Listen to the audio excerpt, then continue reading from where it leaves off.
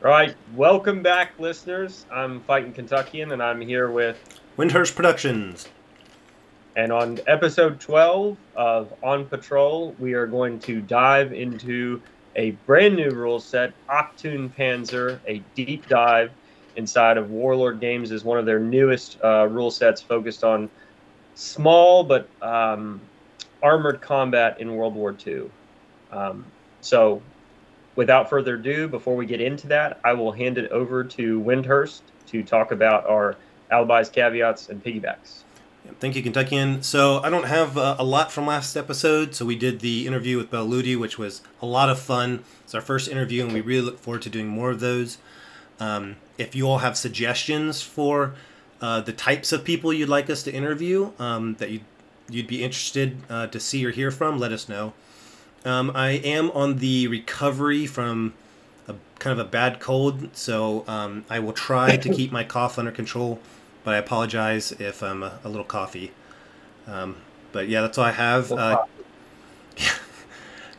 Kentucky, you got anything for alibis, caveats, piggybacks? No, it was really interesting how we had talked about we wanted to do rule sets, and then we had done a few rule sets in the past of kind of what was out there, and then we were like, okay, well, let's get some rule sets before they make it out onto the scene. Even working with Peter, he's given us a first look, and so we had four. We won't name them all, but we had four all at once, and so we wanted to pick Achtung-Panzer because we thought, again, we have the models and the armies, and it really didn't take a lot to get that done, but then we thought it would be a good enough rule set in the amount of time that we were looking at. I really enjoyed the conversation with Peter. We have, I know me and Wyndehurst have been approached about, hey, I'd love to be on the podcast, love to be a special guest. We have a little bit of a list that we had made tentatively on what we're going off of. Please just let us know if you're interested. We'd love to have you and talk to you. And we kind of look forward to continuing to do that in the future and moving the hobby, forward, exposing companies and rules writers and those things, as well as kind of just, again, I was starstruck. Wyndehurst, I don't know about you, but with Peter, he's just such a fantastic guy. That was just an awesome time. Amazing. But yeah, that I think would be about all my piggybacks, alibis, and caveats. Awesome.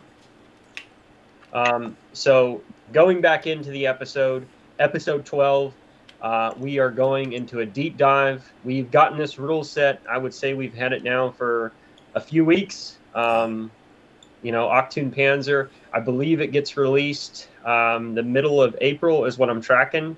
And we really wanted to do a deep dive on the rule set. We got it a little bit early, wanted to be good stewards of the rule set, but we also wanted to peel back the onion. And when me and Wyndehurst were even talking about doing this, we wanted to stress it.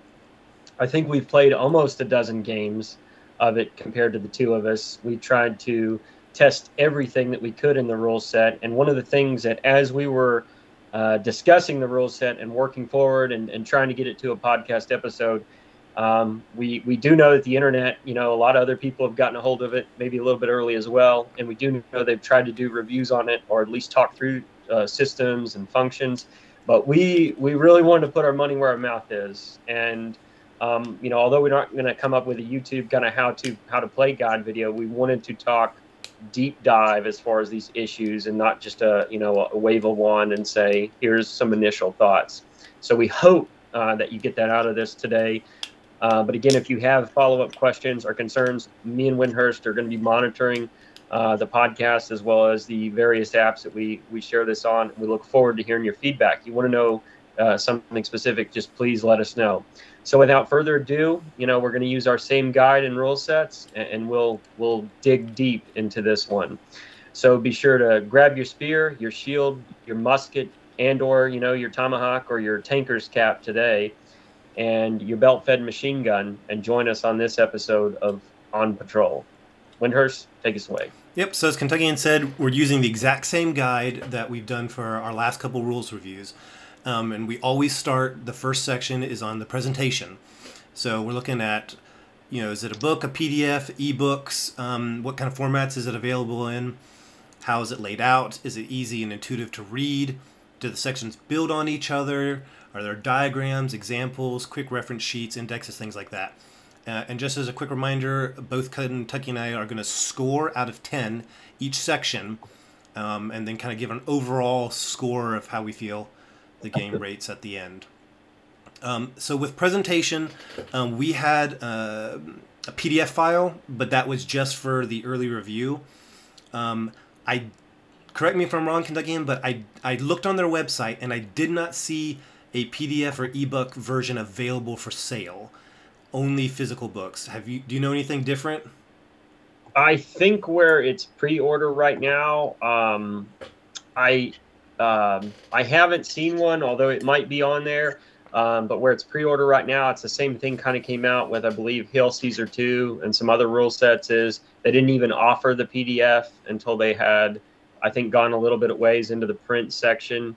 I don't know what the purpose of that is. Is it's just to, you know, beat people down from gaming groups, like buying one and sharing it amongst themselves, or you know, what the purpose of that is. I didn't see it. I can look right now as we kind of continue. Yeah. But yeah, I didn't see it. So I didn't see one, but other kind of things about the layout.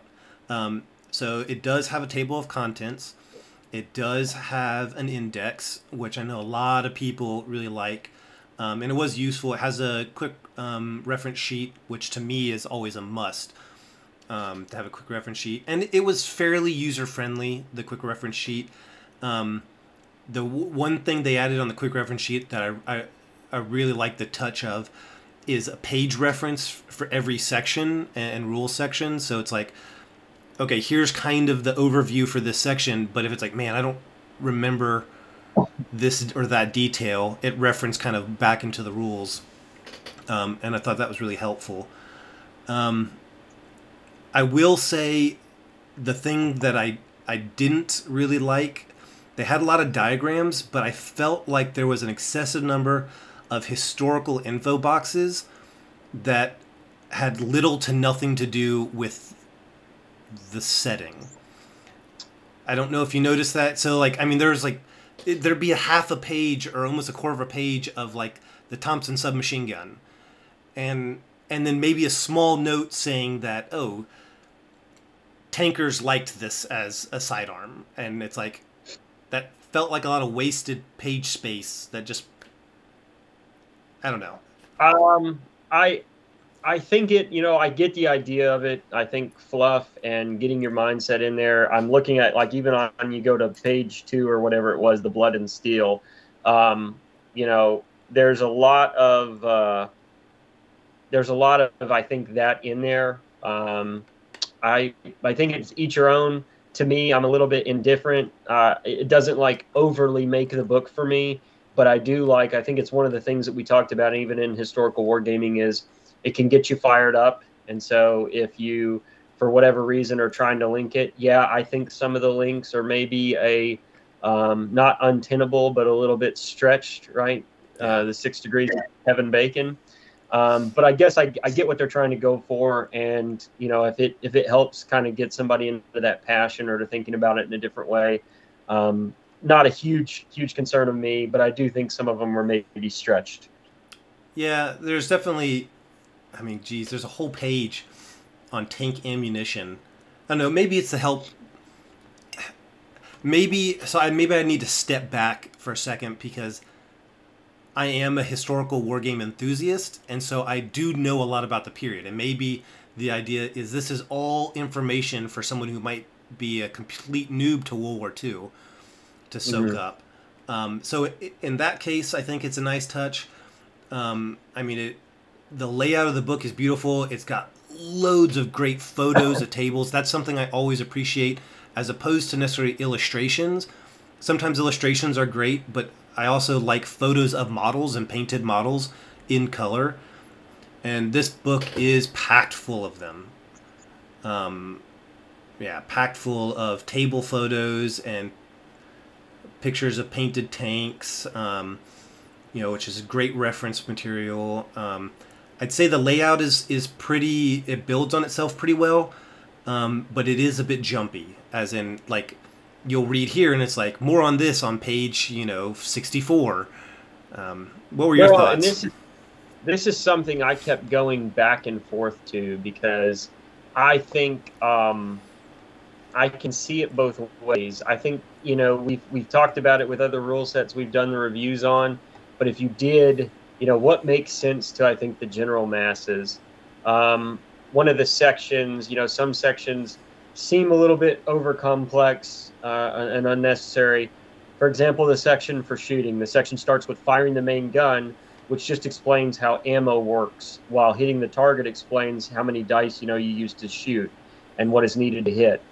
So I think that there were some things that maybe, you know, I don't know if a flow chart or what would have made it better.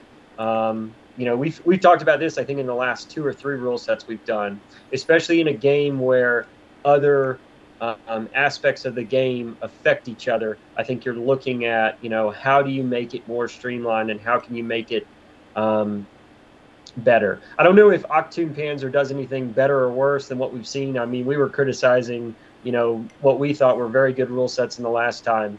But looking back on it, I will say there's a few snags that just are like, I get why you put it in this section, but, you know, that role doesn't happen until after what I was talking about with, you know, selecting for shooting or, you know, firing the main gun versus hitting the target. And so just peculiar. It didn't knock it out of the park for me by any means, but I don't think it totally is irrational, you know, how the way it's laid out either, I'll say. Yeah. So yeah, I'd say overall it's fairly well laid out. It's not perfect. There were some things that could be a little bit better, but it's good. It's I think being an experienced wargamer, I don't like using a PDF set of rules as much as I prefer having a book. I feel like going through a book is just easier. So some of these issues might be a little bit alleviated if I had a physical book and it's a little easier to flip through and like mark pages and stuff. I don't know how you are with that.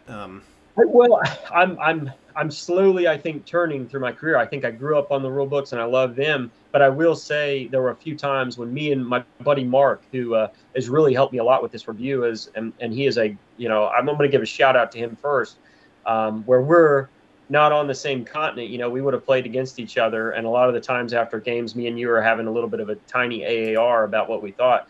But it was great to have somebody local here. And I don't have internal 2 sons that I can go and play with as you do. But Mark, the way Mark does analysis on rule sets was just fantastic. And it was me and him kind of going back and forth and stressing and breaking it down. But I will say, while we were doing that, while we had it on the PDF, the ability to like Control F to where we could find that in the rule set. True. I don't know how many war gamers out there have been like, I know this is in here somewhere, and maybe it doesn't make sense to me, but it's good for the author, but I can't find that section. And it was good to be able to Control F a lot of the time and go through that. Yeah, one thing I'll add, so, and we'll talk about this a little bit more detailed, there is an extensive number of cards and tokens with this game. In the PDF version we had, there are, and so I assume in the rule book there will be photocopyable pages to then print out and cut if you need them, which was... Well, and it comes with its own card set and token set kind of already laid out, and, you know, you can get them for the different tanks. So right. That's something we'll talk about. Yeah. Because I have some concerns. What I've seen in other games, but yeah. So I'm just saying that it is in there. Yes, they're places they're going to sell them, but they're included in the rules. So, do you have any other thoughts on the layout? I'll give my score first if you want me to. Sure. Presentation. I'm gonna put it at an 8. I think it's an above average score. I think it does everything pretty well. I think my gripes about, you know, maybe making it more streamliner. The end of the book has the quick reference sheet, the QRS. Yeah. And I think there are some things that could have, or we'll say just could have been maybe a little bit laid out in there better. Yeah, I agree with that. I think there could have been, they had pretty good page reference numbers, which I don't normally see on a QRS, that I was like, tip my cap to you, because sometimes a QRS, like you can, okay, it says it here, but where exactly as it is. And even in the turn phases, it had 18 initiative, 22 is action, and 23. So you knew like specifically in the turn like where you were going to go to. So that was a solid part. I think if I mark it down by 2 points from not being perfect, it's probably because I think a few of the things on how the book was laid out could have made a little bit better sense, but I'm trying to be guarded and say, hey, that's not just me internally. But overall, I think it's an above average score with presentation, the sections, the firing the main guns, and then I don't really want to knock them off for if they gave a little bit of historical fluff, and even if they kind of maybe it's too attenuated. But I thought it made the book. The pictures are great. It's standard for Warlord Games, so no really big punches there. I think it missed from being perfect by some of the layout as far as how you can make through the sections. What about you, Wyndehurst? I'm actually gonna have an 8.5. A lot of the same reasons. Yeah, pretty much all the same reasons. I think it's kind of telling the jumpiness in the rules that we found. The fact that they needed to number the pages so extensively in the quick reference sheet, while it's very handy, I think it just shows that these rules are a little bit more crunchy than some of the other rules we've reviewed, and that the necessity of being able to have to jump around a bit until you kind of really get a feel for it is telling. But yeah, it's still, it's good. I'm not saying it's bad, above average, like you said, but not perfect. Yeah, for sure. Yeah, definitely concur with all of you on those. Going to, we'll go to the next section that we talked about. And so this is one where we laid it out in what is the rule set trying to achieve? So some questions that we kind of used as a guide in this section is, you should really measure same thing, whatever you do, a literary work, a book, a movie, on its terms, like what was its goal? Things that we've asked about other rule sets, is it supposed to be more realistic? Is it tournament based? What's the fun? What's part of fun is in here, and who are the people that are looking to achieve that in the rule set? Who is in the intended audience? Does it meet that goal, and what are the shortfalls kind of in that goal? So, my initial thoughts on this are we have bolt action from Warlord. It's obviously, the cash cow, probably, I would assume, for Warlord. And we've got Tank Wars, which Tank Wars is a little bit of a same, I would say, to bolt action. It does some things. I've heard like people who are really immersed in armored combat sometimes aren't a fan of Tank Wars, because Tank Wars does a little bit of cookie cutterness as bolt action does with infantry and those things and vehicles, right? And so things there's medium, heavy, maybe super heavy tanks, and there's a few minor rules adjustments in there, and they're all kind of equal or similar. And so what we've seen on the, from people who like armored combat they like it a little bit crunchier. There's a reason that the KV or the fridge tank, right, was different from, a Tiger. There's not just the differences in how these tanks looked or those things, but there's a difference in how they fought. There's a difference in ammo and rounds and the crew and being that, Panzer Ace versus those things. And so people that really are into armored combat, they'll want to talk to you about the T-34 suspension, right? Or they'll want to talk to you about these things that are nuanced. So when I look at knowing, I've played detailed armored combat games before, and I've played kind of what I would say is a little bit of a skirmish slash, more prone towards fun and not as crunchy.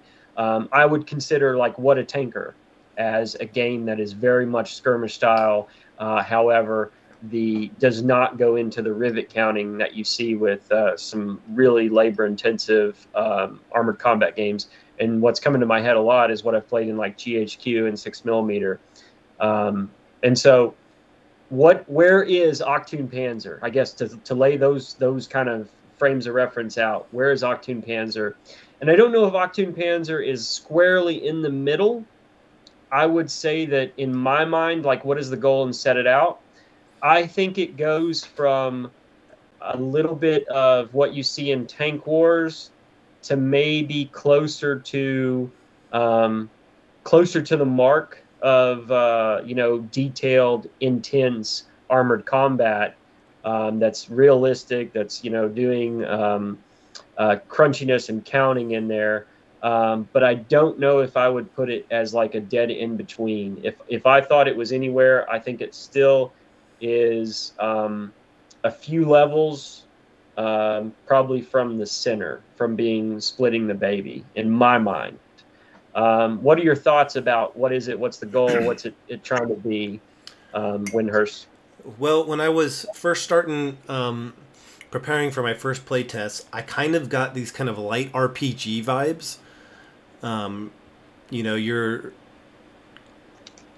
like when you put a force together, you've got crew. You're encouraged even to name the crew on the campaign sheet. I think they're really leaning into the campaign setting, and your crew have name. They can survive after engagements. Your tanks can survive and be reused after engagements. So it's kind of like this a little bit light RPG, a little bit light sim mechanics. Now, as a video gamer, I've played both World of Tanks and War Thunder.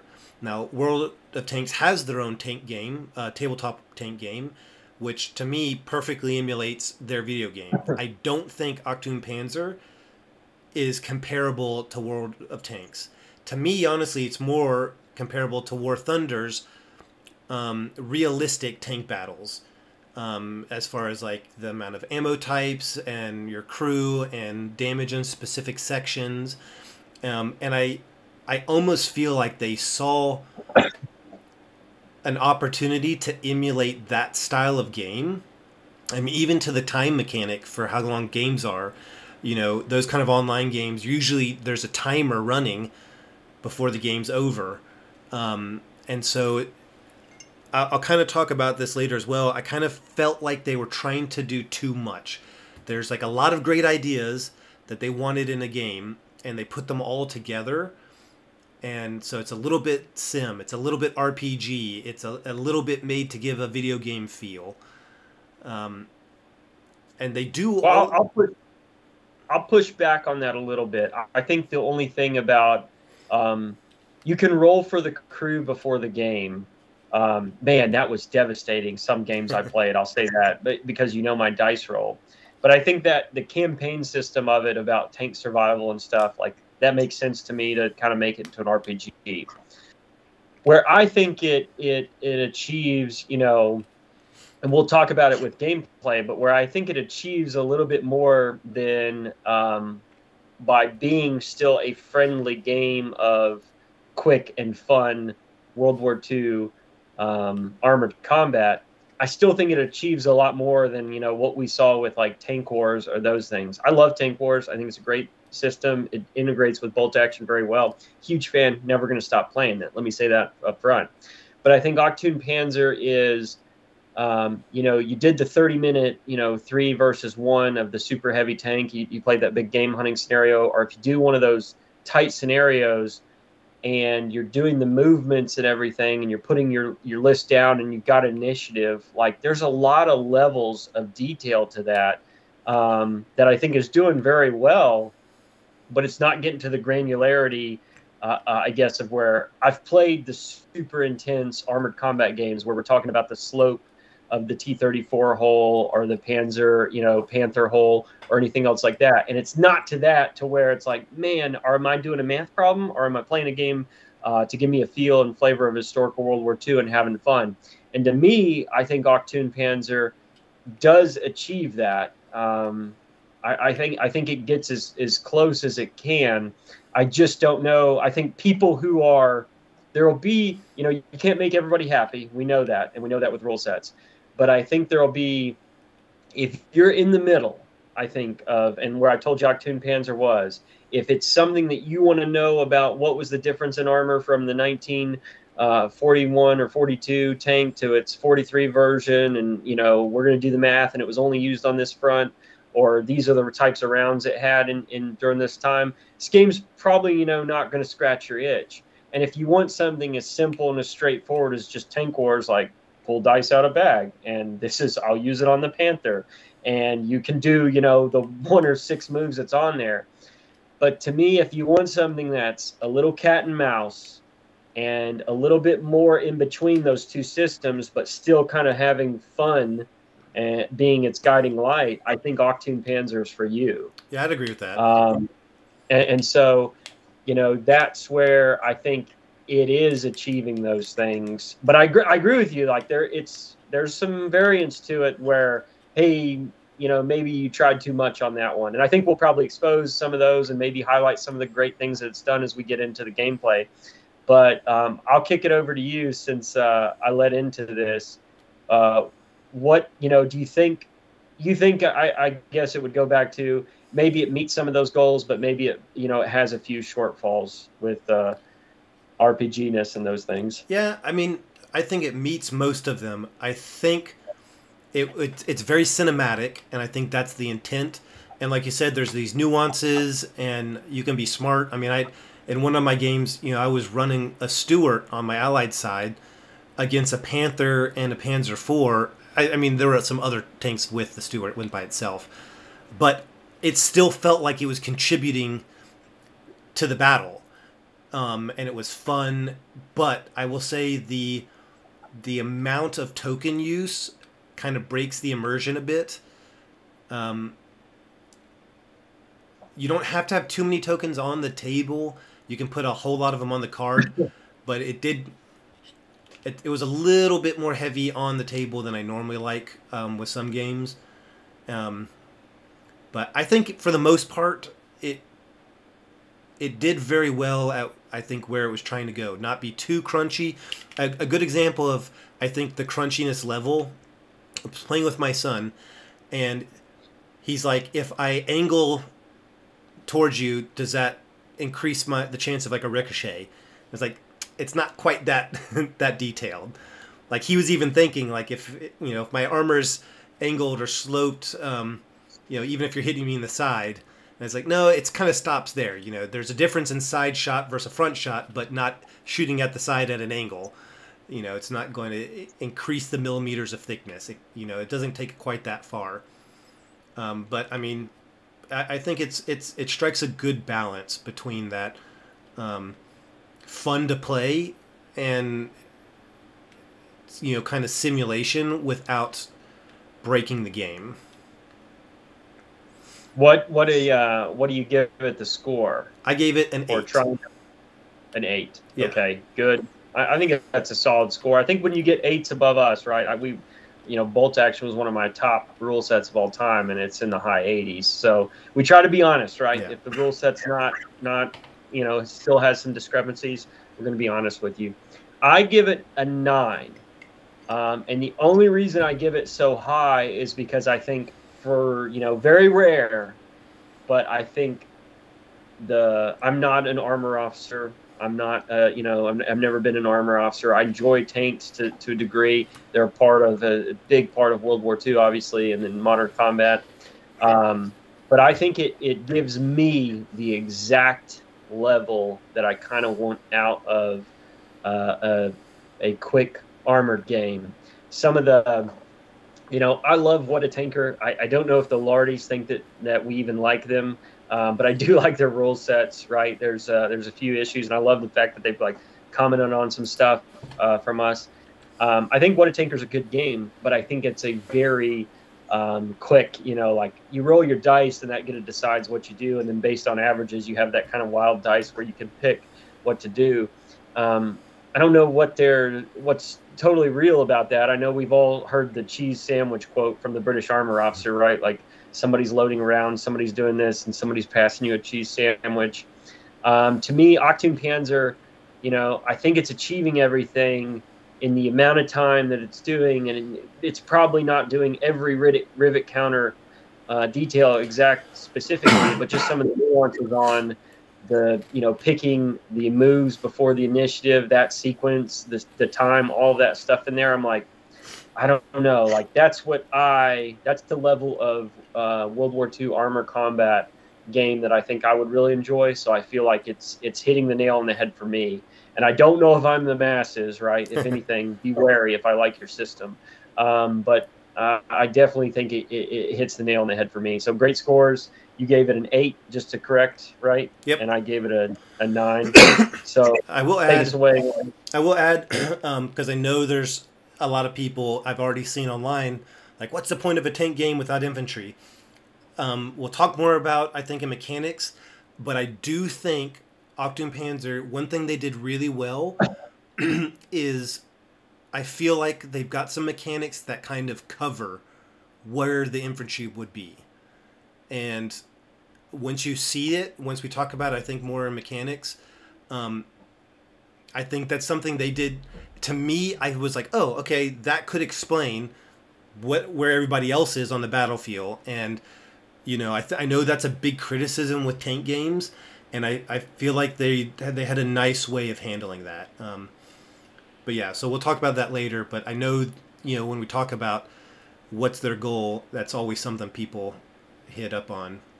So the next section was gatekeeping, entry threshold to the system. We're talking about like what kind of mechanics help or hurt new players, dice tokens, things like that. The cost of models, size of manufactured models. Can you play with other people's models, things like that. Book supplements, new editions. Excuse me. I was a little bit critical on this section. Let them have it. Let them have it, Wyndehurst. It needs loads of tokens. It needs stat cards for your tanks. It needs loads of proprietary individual cards. Now, all of those things are available in the book to copy. You can get blank stat cards and fill them out with information. But nobody else makes those right now. You can't buy the tokens and stuff individually from Warlord. The most you can do is you can buy the rules and an entire faction's worth of cards and tokens. But you can't buy just the tokens. You can't buy just the stat cards for tanks. Even the tanks they sell don't include the stat cards. Now, the advantage of that is you can buy tanks from any manufacturer, and there's loads out there that make 28mm tanks and armored vehicles. So I'd say that's a plus. You could just buy the rule book, which I think retails for about £25 on the UK website, and then copy everything else out and use, you know, to help 3D print your tanks and stuff. And all you're out is the book. So I would say that's in its favor if you like it. But if you want the nice tokens and you want the nice cards, you're very limited. And my biggest concern is the future. Because how has it been, Kentuckian, with some of these other rules that have proprietary cards and proprietary dice, and it's, you know, 5 years down the road since release, and it's like, ooh, yeah, those aren't really in print anymore. And, you know, the entry threshold down the line to get people into the game gets harder and harder if the company doesn't keep producing those. I think I do agree with you on like specialized stuff for systems, right? And that they can make a system really good, but then they can be hard to kind of pick up. I'm going to try to avoid talking too much about the tokens and stuff right here in this period, just because I don't want to. I think that's going to go a little bit more to gameplay. I think the reason, you know, this probably isn't a super fair analysis of gatekeeping, because we haven't really seen third parties kind of take hold of this thing, and we have a section where we'll talk about that. But as far as gatekeeping, I'm trying to leave it on the front of the rules itself and the models and the table and all of that. And so even if you bought the main rule book, it has a lot of the tanks in the back. It has guns in the back and kind of sections on what would go from that. So I still think you could achieve it without the cards. You know, if you wanted to go into too much detail, we always cut out the ammo and we cut out the, you know, things that are doing that. So you've got the paper set, similar to a lot of rule sets that would have the paper kind of copies in there. And may take you a little bit if you wanted to kind of build them on your own just from that. I agree with Wyndehurst. I think the big introduction sets, it seems like if you got all four, it was a cheaper deal than, most, or it was just a few $30 more than I think of like buying a faction by itself with the rule book. I'm sure model companies are looking for ways to keep things out of being 3D printed, right? And it goes back to the question of what are companies now? Are they going to be model companies? Are they going to be rules writing companies? Are they going to be, how are they going to compete? And especially when you have something like World War II where IP is out there, right? It's going to be hard to like really protect IP unless you get into things like this. But all of that aside, I don't see like too many major issues. If you buy the cards in factions and sets, I'm not totally going to beat them up about that as far as right here. I think the thing that I'd like to look at is gatekeeping and entry threshold to the system. I think even if you bought the book alone, you could probably do most everything with the book and the sections in it. And then what about, what is the cost of models and those things? A World War II tank is anything. I think, although I wanted to kind of allot time to play a 15 millimeter game or maybe a 6 millimeter game using the same rule set. I think it's easily done, and I think that's one of the issues with like Team Yankee, right, is they don't think it's a 15 millimeter. It should be like a 6 millimeter game. 28 millimeter tanks, if you're buying them from companies, are not cheap. If we're being honest, if you're buying them from a big major company, you're looking to $30 to $40. You're looking at a small platoon, 3 tanks is over $100 easy. If you 3D print the same models, you might have less than $5 in the same platoon, right? It just depends on resin, I guess the cost of the overhead cost of the model. You could do the same in 15 millimeter. If you look at the rules as well, like if you look at the map and the game, to play a huge urban combat, or like we played a kind of an Eastern Front Russians versus Germans one, and we used a lot of city buildings. That was pretty intense. We were setting up one to play in North Africa with just a bunch of hills and rocks. I've picked off a hiking trail here that probably had $5 in that table, right? But we learned that you didn't really go back to kind of mid-war Africa. They didn't have any Crusader tanks and a lot of stats for Panzer IIIs, which was interesting, right? This is a period that's not really covered in Achtung-Panzer. For those of you thinking, tank war and the clash in the desert, we didn't have all the stats that we needed, and that might just be the book that we received, and maybe not the card. So more to follow on that. That also could be cost, a supplement. We talk in the section about could there be supplements, so that could be something they're setting up for. They're easily coming, and I could, I think of the desert as these great tank battles, and especially 88 millimeters and those things doing awesome. But I think the entry cost is very low because we played the sweet spot in the dozen games or so that I think we've played are a handful of tanks on a side, less than a handful of tanks, for more intensive purposes. There was times when an opponent just played with one, right? A Tiger versus 4 Cromwells was a pretty solid game. And so I think the entry cost is going to be very low, and I think you could easily do a table with a few styrofoam hills underneath it, and you would be playing at a pretty high caliber, I think, as far as what goes. So I definitely think the entry cost is low for other avenues, not to say that you have to use Warlord stuff, but I still see it. If you just did on Warlord alone and you bought the rule books and everything else like that, I think it's like $60, $90 with the faction. And then you bought maybe 5 tanks, you're looking at $250. You probably have everything you need to do, $200 somewhere in there. Maybe even like I'm considering, one of the boxes come with terrain and buildings and some of that stuff. So it's not a huge price, and I think you can play it at any size. In my mind, the range has made sense to me, and so it could even, add to the more detail. So, nothing as there's other games that you play where you have to buy that model, like Conquest is taken over in stores. or Infinity, or GW's way to do that. I didn't really see anything too precluding about that. And then, I guess my last comment on is, books and supplements. Maybe that's where we'll see some more stuff for the desert or everything like that. But as far as gatekeeping, I'll give you my score first. I gave it another 9. I think that it's solid in the sense of I'm not having. At worst, you had to pay with the cards and everything else. I believe it's around $60. Wyndehurst, off the top of your head. Oh, I'm looking at it right here. The book itself, £25 in the UK for just the book. Yeah, so the book and one faction side is $60. If you get the book and all factions, all 4 of them, the big ones, Russian, German, America, and Britain, for $90. So for $30 more, you got all of it. And where you see rule books now, I mean, the average price, I just brought the World War I Blood and Plunder rule set, Blood and Valor, or whatever it is, the other day, $40. Nothing comes with it.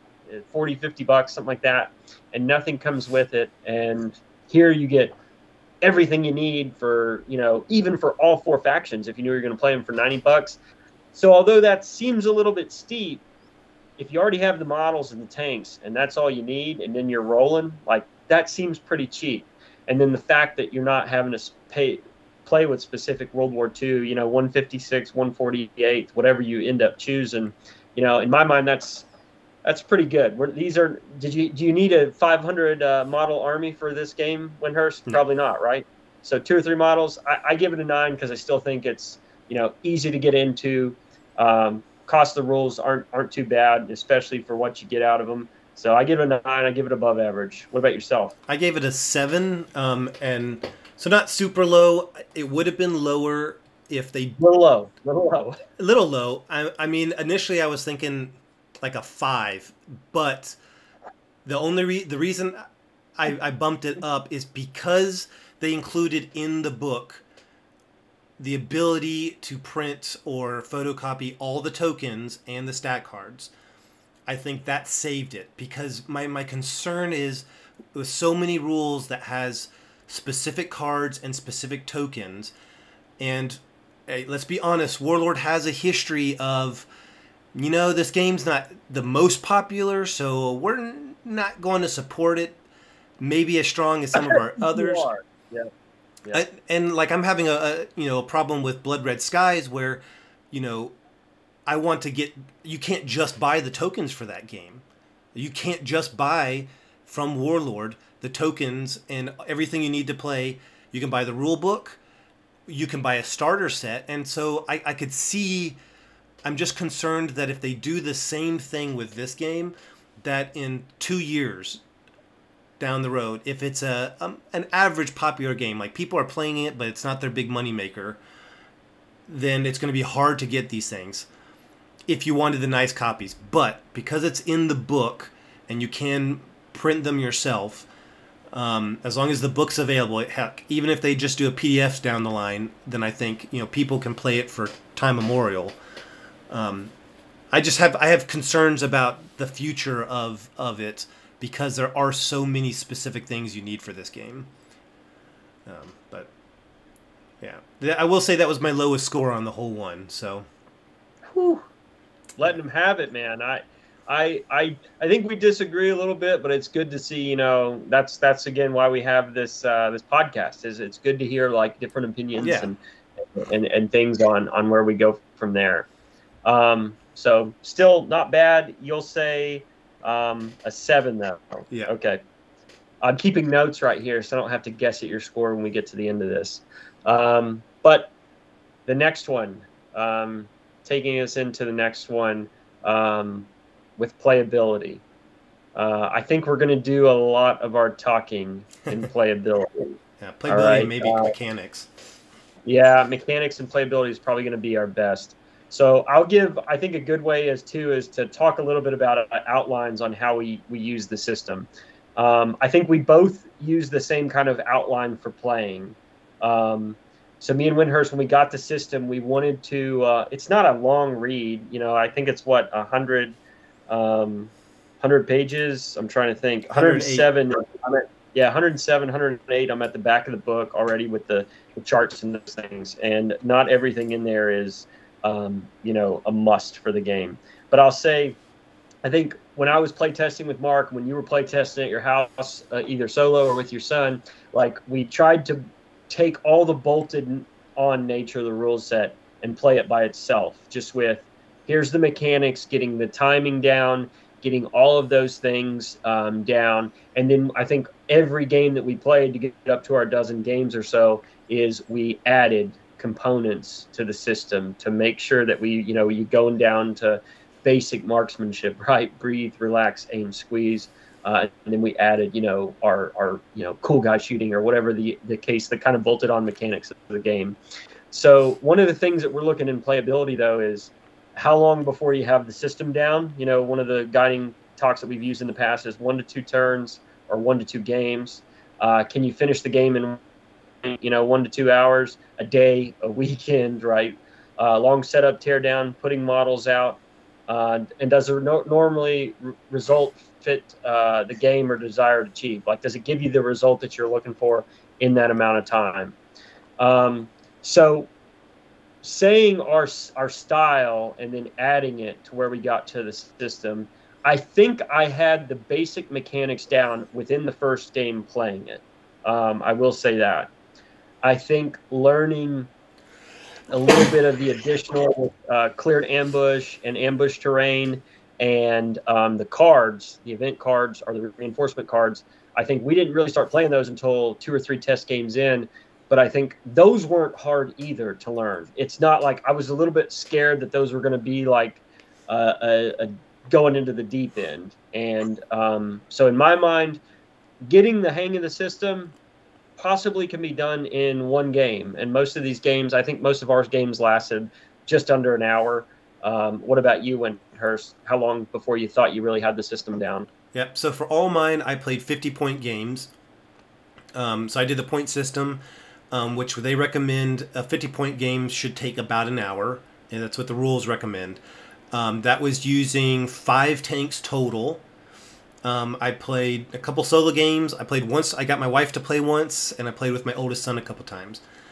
And I would say that I had the basic, and like my wife and my son all had the basic rules down kind of by the end of the first turn, because you know how they have the turn broken down into these phases. And then by the end of the second turn, felt pretty comfortable with the kind of rules and the mechanics. Until you run into something unusual. And it felt very cinematic. I will say I feel like the setup time is one of the longer ones of the games I've played. When you're building out your roster, seems there's a lot you have to do, and then the setup, because there are so many tokens and several sets of cards, I'd say the setup time was fairly extensive. But yeah, I'd say it was. I was playing with a 9-year-old and my wife, and both of them enjoyed it and didn't have any real issues with the rules. So I'd say that's pretty good for playability.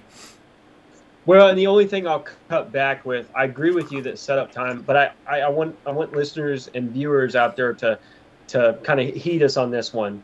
I think setup time would be greatly reduced, almost half, if you had the actual stat cards for the tanks, which will come with the rule book. I think me and Wyndehurst, based on the copy we received, we made we had like a generic stat card, and when we were play testing, we had to write the stats and everything down there. 90% maybe of that time is gone if we have the tank card itself, which you'll get when you buy the set from Warlord. That's fair. So I want to make sure we're giving a fair analysis of that. But yeah, other thoughts with the playability of it. Did you think when you added cards or anything like that, I was kind of scared. I was like, when you read through the cards and what their mechanisms and triggers can do, I was like, oh man, this is going to be, I'm going to have to know what my enemy's doing and everything. And when we got into it, we played a few games that way. I was like, okay, no, this is pretty intuitive even as well. So it wasn't crazy. The phases make sense. I'm looking at the turn phase right now from the quick sheet. Initiative, actions, admin, rinse and repeat. You've got, the one big turn with the we called it, we weren't calling it straight from the book, but we were saying like, this is the turn and these are the phases of the turn. And we came up with like other names, like to help us to make sure that we were adhering to those parts when you roll for the timing. But nothing, nothing in me that really like was like, oh, this is killing playability or setup time or anything else like that. I thought it was pretty quick, straightforward, easy tank skirmish game. So other thoughts or anything else on that? Maybe we won't talk about this section long, and we're just going to save it all for mechanics. Yeah, playability, I think most of the things to talk about are going to kind of be in the nuance of the mechanics. Playability was pretty good. Apart from you're going to pretty often run in every game, I had to go back to the rules pretty regularly, because you would run into a situation and you just wouldn't happen. There were situations that just didn't happen often enough to be like, man, how does this work again? Even, going through terrain and the effects of different kind of terrain, the ambush terrain versus regular terrain, and the effects on the vehicles and stuff like that. There were small things that I felt like I had to keep going back for, but the core kind of basic rules, I felt like they played fairly easily for an experienced player, and then kind of chaperoning a less experienced player through the game. They were fine, playing along. But yeah, how about scores? Well, the only comment I'll make is, me and my friend who were playing this, Mark, again, huge shout out to Mark, savior of rule sets, man. The guy is, the way he analytically thinks, he definitely tries to stress it and break it. And we really were trying to see, like, are there places in this rule set that we can break? So we really tried to punch playability in the mouth, I'll say that.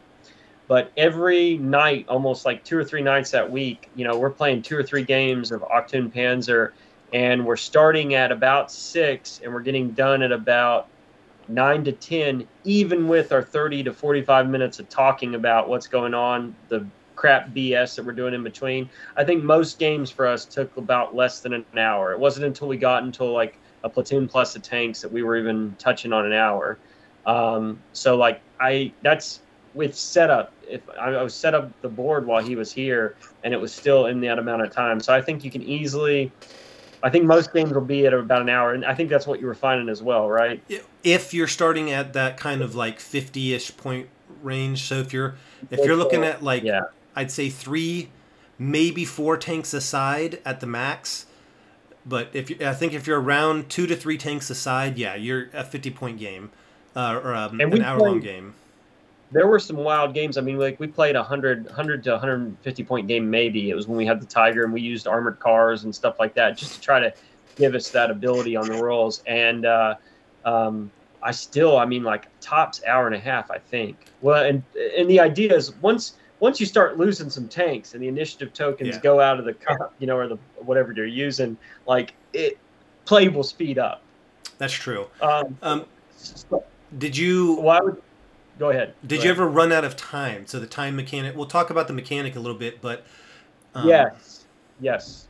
Where the game ended, I think I played 2 games, 2 games where time mattered. The big game hunting game, we ran out of time, but I mean, the Tiger had, it was possible for the Cromwells to come back, but the Tiger had taken 3 tanks, so time wasn't too much of a factor, though, for the win.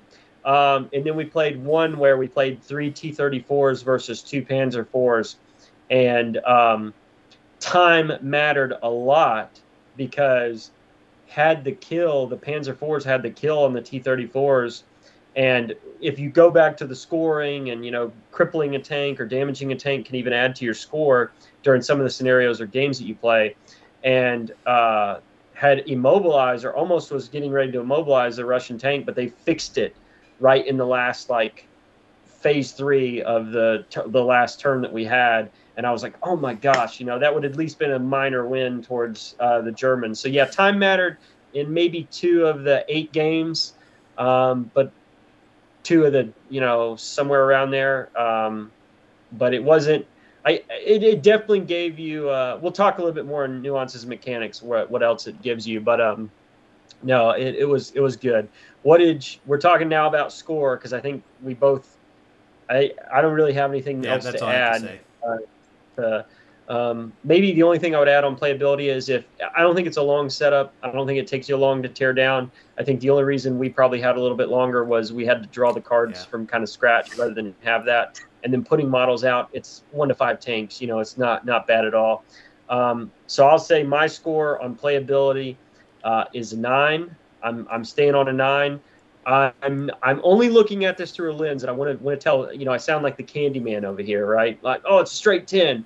No, I'm only saying playability is high because what is the system trying to do? I think we both agreed you had the system down in the first turn, right? 3 phases of the first turn.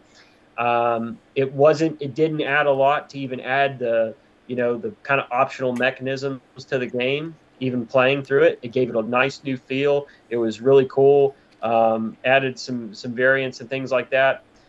So to have it down in 1 to 2 turns to get you armored combat, for me, the playability is going to be high. But I think those listeners and viewers out there who are thinking like, oh, this is going to be the crunchy rule set I want, I think you should be wary of my playability being so high, because it's probably not going to be the rule set that you want. So that's just something to think about. But mine, the playability is high. It was easy to get the hang of. I'm somebody, and I'm going to say right now, me and Mark talked about this on in. I am normally not a crunchy rule set person, and this is probably should be an indicator to you. If you are, I don't know. I don't know how you'll react to this one, but it to me still was in that sweet spot on, just like I said at the onset, on the other side of the scale. It's not totally Tank Wars. It's probably not even close to Tank Wars, but it's closer to Tank Wars than it is, some of the slant armor 43 variants of tanks. So I still give it a high regard in that playability. What are your thoughts, Wyndehurst? I gave it an 8.5. So for me, that's high. And I mean, I played with my wife, and she got it and enjoyed it. I played with my 9-year-old son, who plays a lot of World of Tanks, Tank Blitz video game. He plays the World of Tanks tabletop game, and he enjoyed it. And he's like, man, like, this is great. I can do this, I can do that. I think for like your caution for those who want crunchy rules, kind of going back to what's the rules for. I don't think the intended audience is for that. It's really intended for people who just want something a little bit more. They want to be like, maybe they played Tank War and like, that was fun, but it didn't really, I think there's more to tanks than just what you get out of Tank Wars. And I think this is kind of that step up. And I think that was like the enjoyment that my family had out of playing it, and why it did so well with us. So I gave it 8.5 for playability. Yep. So the next one is this one we'll probably talk on to about rules, mechanics, and nuances. Is it simple, complex? Pages of charts or a few modifiers? Is it crunchy? Any game-changing mechanics? Any rules that broke down or didn't make sense? How does it get its friction? And so I kind of alluded to this earlier. I feel like Achtung-Panzer does a lot. Like, they had a whole lot of these neat ideas that they all shoved into one game. And I'm not saying it as a bad thing. I'm not saying it failed. It sounds like he's saying it as a bad thing, everybody, but keep going. So, geez, I mean, where to start? So, the friction. Well, I would say go through the line, simple or complex. Like we've been saying, it's kind of in between. I would say I would say more towards simple, though, right, than complex. Well, I might say more towards complex in that there's a lot of different nuanced rules. Not that it's a complex system to understand or it's super deep and crunchy, but they do a lot of they take a lot of nice ideas and put them all together. And I don't know, you might argue that makes it a little complicated because, like we said in the layout, you kind of have to jump around a bit. I don't know. It's one of those games that it can be simple but have a lot of depth to it. You know, people say you can make it as simple as complex as you want if you add all the cards and stuff with that.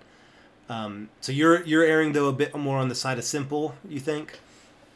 I've played some very intensive armored combat games, and I think that might be the scar tissue on why I would say it was more simple than not. And I think a lot of our people who have played, if there's listeners out there who have grown up on those like Panzer Ace, Panzer Leader games where maybe they're very detailed, they'll be like, oh no, this is definitely simple. I think in my mind, or maybe I think where you're going to is where you think low model count, you think skirmish, you think like maybe it's not going to be as crunchy, but there's some nuances to it that I think they personally add depth, but I agree with you on the sense of they can somehow, take you astray if it's not on the train of thought, that we were going to. So I would err on simple. You would err a little bit more complex. I think that just shows, maybe some of the games we played. So I think that's fair. Because really the only other games, like the only tank-centric game I played in the past was the World of Tanks tabletop game. And so to me, this is more complex than that. But on the spectrum of tank-centric games out there, it's probably a bit more on the simple side, it sounds like. Yeah. Pages of charts versus modifiers. This was an interesting one, right? So they don't really do modifiers. I look forward to you talking this. Huh? They don't really do modifiers, right? It's about adding and subtracting numbers of dice. To some degree, but it gives you your chances. The dice was a way to do it. I think there's in your head you've got to think it's still modifiers, but I think even the number of dice, because I'm thinking in my mind, right, like aimed fire. So let's walk the listener or the viewer through right now. A base kind of number here is if you can do one action right towards a tank, like one tactical action it is. You can spot, you can aimed fire, and spotted fire is different from aimed fire because spotted fire, you're normally, just to give people like kind of a baseline, spotted fire, you're using 1 dice, aimed fire, you're using like 2. In the Germans, some of the tanks they have, or depending on how your commander or gunner is, sometimes you're using 3 aimed dice, versus 2 as spotting. And then there's if you don't have the ability to do that, you still want to fire. There's a snap fire, and so the snap fire is you're even adding more dice, but you have to get a success on 1 dice, right? And that's kind of the trend on both on the snap fire. So, for example, I'm firing a Tiger aimed shot at Wyndehurst Sherman. I'm using 3 aimed. I get 3 dice because I'm aimed. And so I roll, all I need is a 5 or 6 on 1. So my odds go up substantially, right? Then rather than just 33% because I've got multiple chances kind of at it so that gives you the modifier. In my mind, it's an interesting way to do it over the 1 to D6. I think a lot of people like having more control, by rolling. There's some people that are rolling more dice. You're definitely not rolling buckets of dice in this. But in my mind, it's not pages of charts. I think it's still kind of in that framework of like, a handful of modifiers, and that doesn't, that adds to it. It's not pages and pages or reference charts or where to go to. And so that kind of slims it down to be more simple for me. What is your take on that, Wyndehurst, with the 1 to 3 dice or having to roll 2 dice? So, I mean, to me, I'd say there are no modifiers.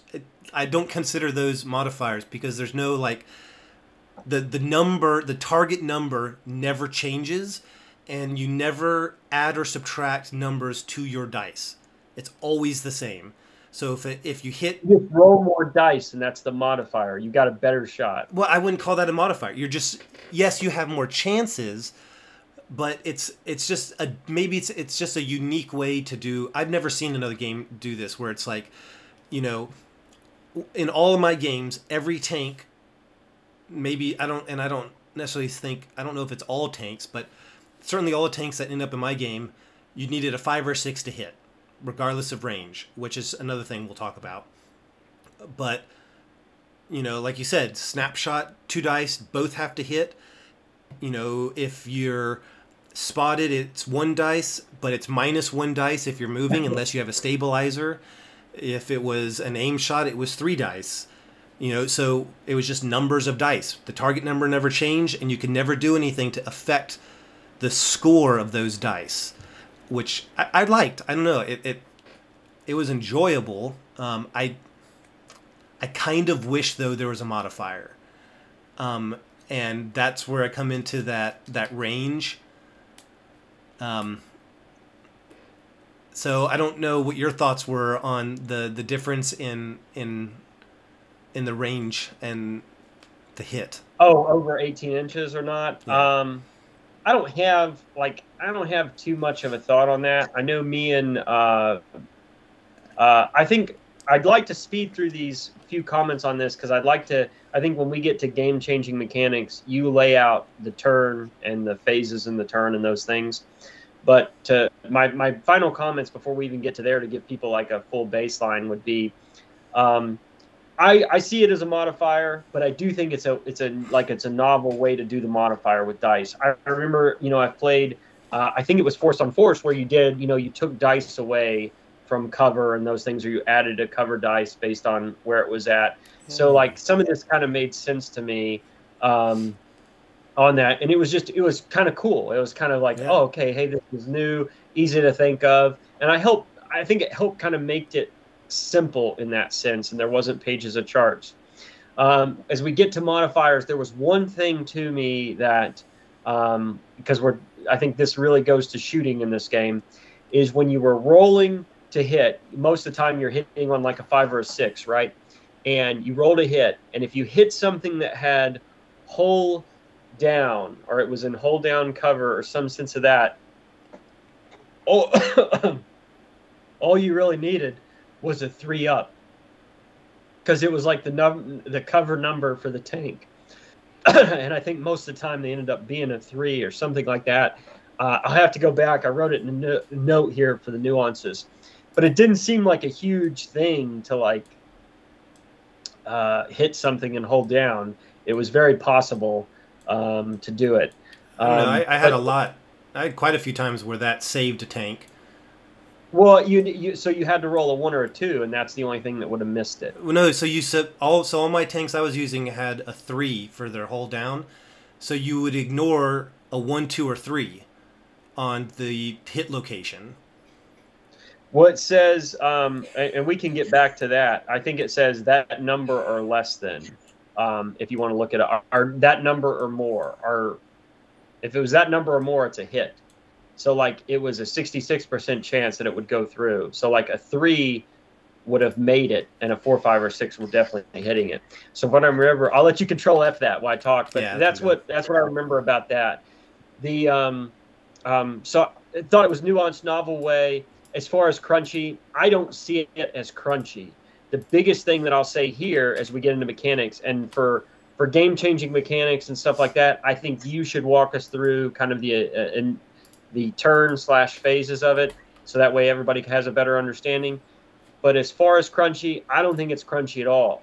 I think one of the issues I see with the game, and they're not a lot, I'm a fan of it, even though I'm not a huge fan of these types of systems or this type of like area of gaming, is housekeeping.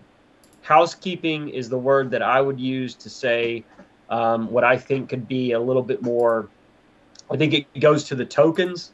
I think it goes to ammo and all of that stuff, putting down the initiative phase. I think in between turns, and I think, you know, the admin phases that it talks about on the quick sheet, I think housekeeping is something that can bog the game down if you're an inexperienced player, or you're playing with somebody who's inexperienced, and I think there's things that you can do to streamline it.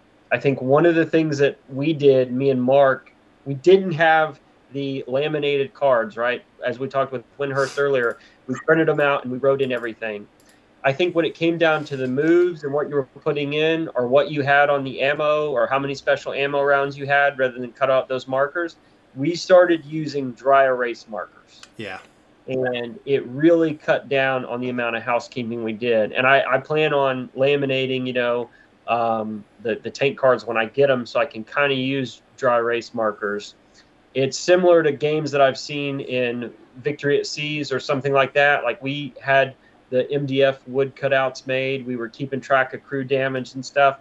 And there was a point where, a good dry erase marker in some of these games, that crunchy housekeeping, whatever you want to call them, is, in my mind, sometimes the way to go. And I understand with tokens and everything else, that was just a recommendation I had from me. But I'll hand it over to you. I think, do you want to walk through a turn, have me do it? Yeah. Or talking about the mechanics. Well, so real quick about, I agree. Even my son, when I was playing, he's like, keeping track of all the housekeeping stuff. I mean, he's played classic BattleTech, which is extremely crunchy, and he's like, man, this feels more complicated than that because of all the housekeeping you have to do, because it's not just writing it down. It is kind of neat. So for those who don't know, you even move your ammo count for like your armor piercing round into the ready, into the loaded, into the ready position on your board, stuff like that. And this game, I will say, is at high risk of a bumped table or an open window and a breeze coming and knocking all your stuff over. Oh, I had 80 special rounds, not just 2 left. What are you talking about? And to clarify, I found the hold down. So against an enemy tank that is hold down, when you roll a d6 to determine the hit location, if your score is equal to or less than the target hold down value, your shot fails to strike the target. Okay. So it's normally like, I think I agree with you. Most of the time they were like 3s with tanks. So that would say you still got a 50% chance of hitting it, if it was hold down, which seemed like it seemed like that wasn't as good as what I thought about a tank being like kind of buried in or something, like it still went to 50-50. Yeah, but I think what also people need to understand is that's for hit location. So basically the lower numbers are going to be like the gear, the tracks and running gear, or I think 1 point's the hole. So basically saying, you can't see those, so you can't hit them. Or you're going to hit it in the upper hole or the turret. So to me, that made sense. And I think the number's higher if the tank is smaller. That's just for hitting. So that was for hit location. No, it's on the hit location. Okay. When you roll to determine the hit location, if you score a 1, 2, or 3, you fail to hit. Basically, it's saying, because the hit location, like a 1 to 2 is usually running gear, and a 2 to 4 is usually hull. So basically, well, I think it's both. I would say is because the idea is like the berms eating the round, right? Yeah. Wherever it's going is, still putting at it, being in cover is about a 50% chance to still hit it.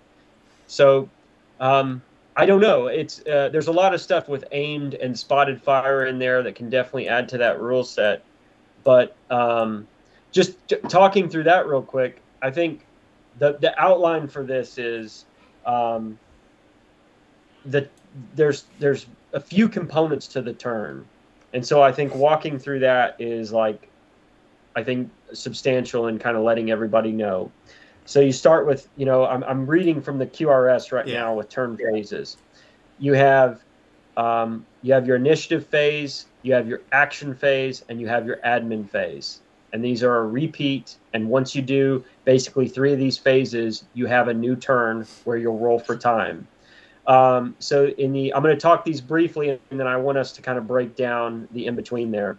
So in the initiative phase, you have initiative markers, you have radio checks, and you have buttoned and unbuttoned. And so to walk that through, there are these, how many ever tanks are on the board, you'll have 1 through 3 tanks, 1 through 5 tanks, and you'll have these numbers that will go into a little pot, a bin. We used a coffee cup in most of our games, and then you'll draw them. And so the next part of that was radio checks.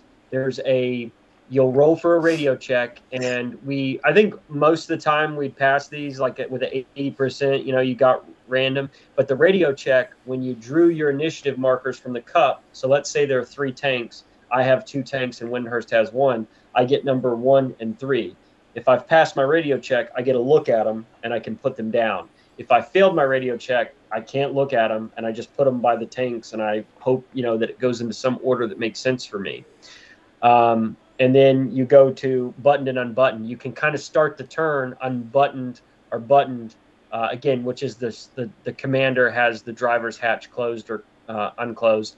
And in a game of armored combat where aiming and spotting is huge, going unbuttoned adds a little, some great things to that. My biggest thing about this rule set that I really like was, I think the initiative markers are awesome. I think having, it still gives you, it's a little bit of the bolt action dice mechanic to still give you like, oh, I hope I'm going in the order that you have, or that you want. Passing the radio check, that was just a little bit of enough of a pucker factor on your seat to say, I hope I passed it, or if not, this tank that I had out in the open that I definitely need to play the highest number of initiative, maybe I'm screwed, and because I couldn't see the numbers because my radio failed, I did that.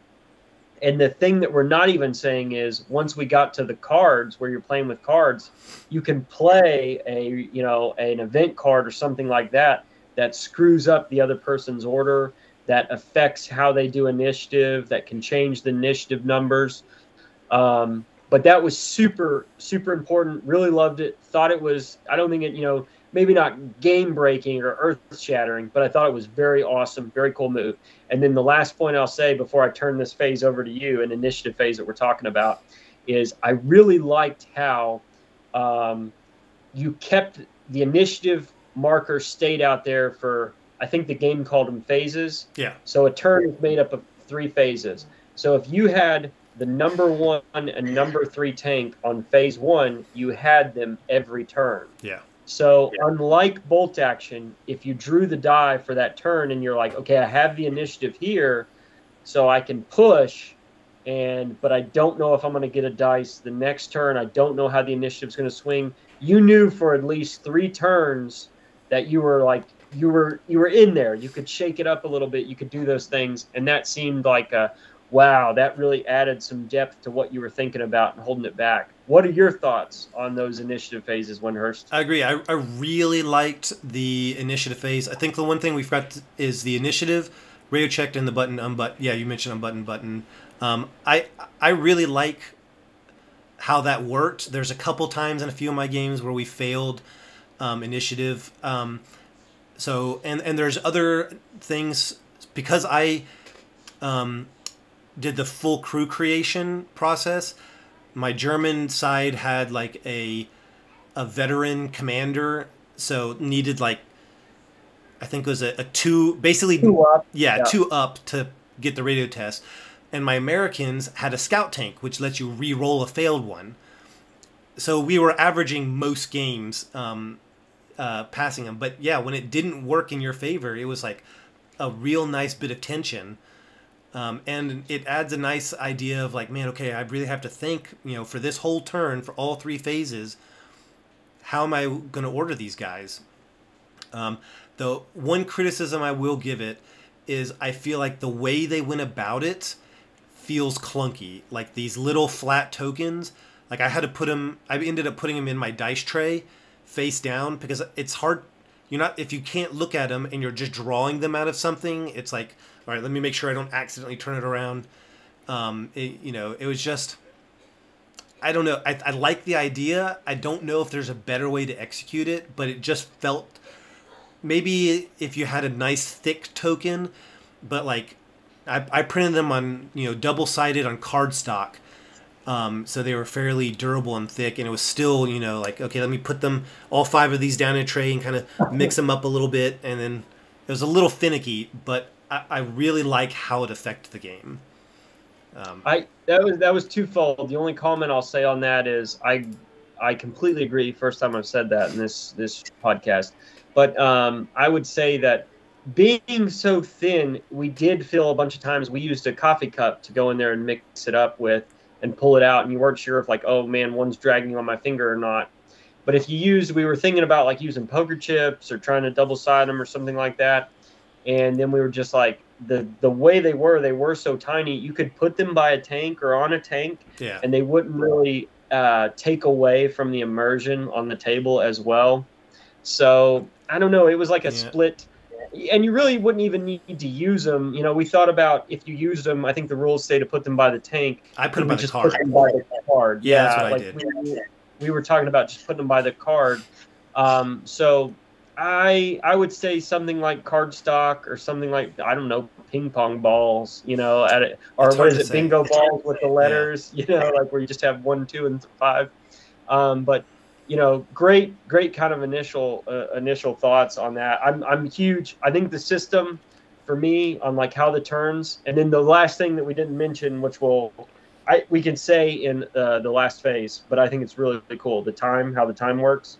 The second phase that you do is after you do the initiative phase, is you do action phase, which is you issue commands and you activate tanks. Yep. What are your thoughts on that? All right, so just to clarify for those listening, if you haven't really looked at it, the issuing commands is you have these little triangles, and it's like a movement. So it's very similar to what's done in Wings of War, Wings of Glory, and who else does it? X-Wing, Armada, they do this, where it's a like straight or turn left, turn right, or back up or halt.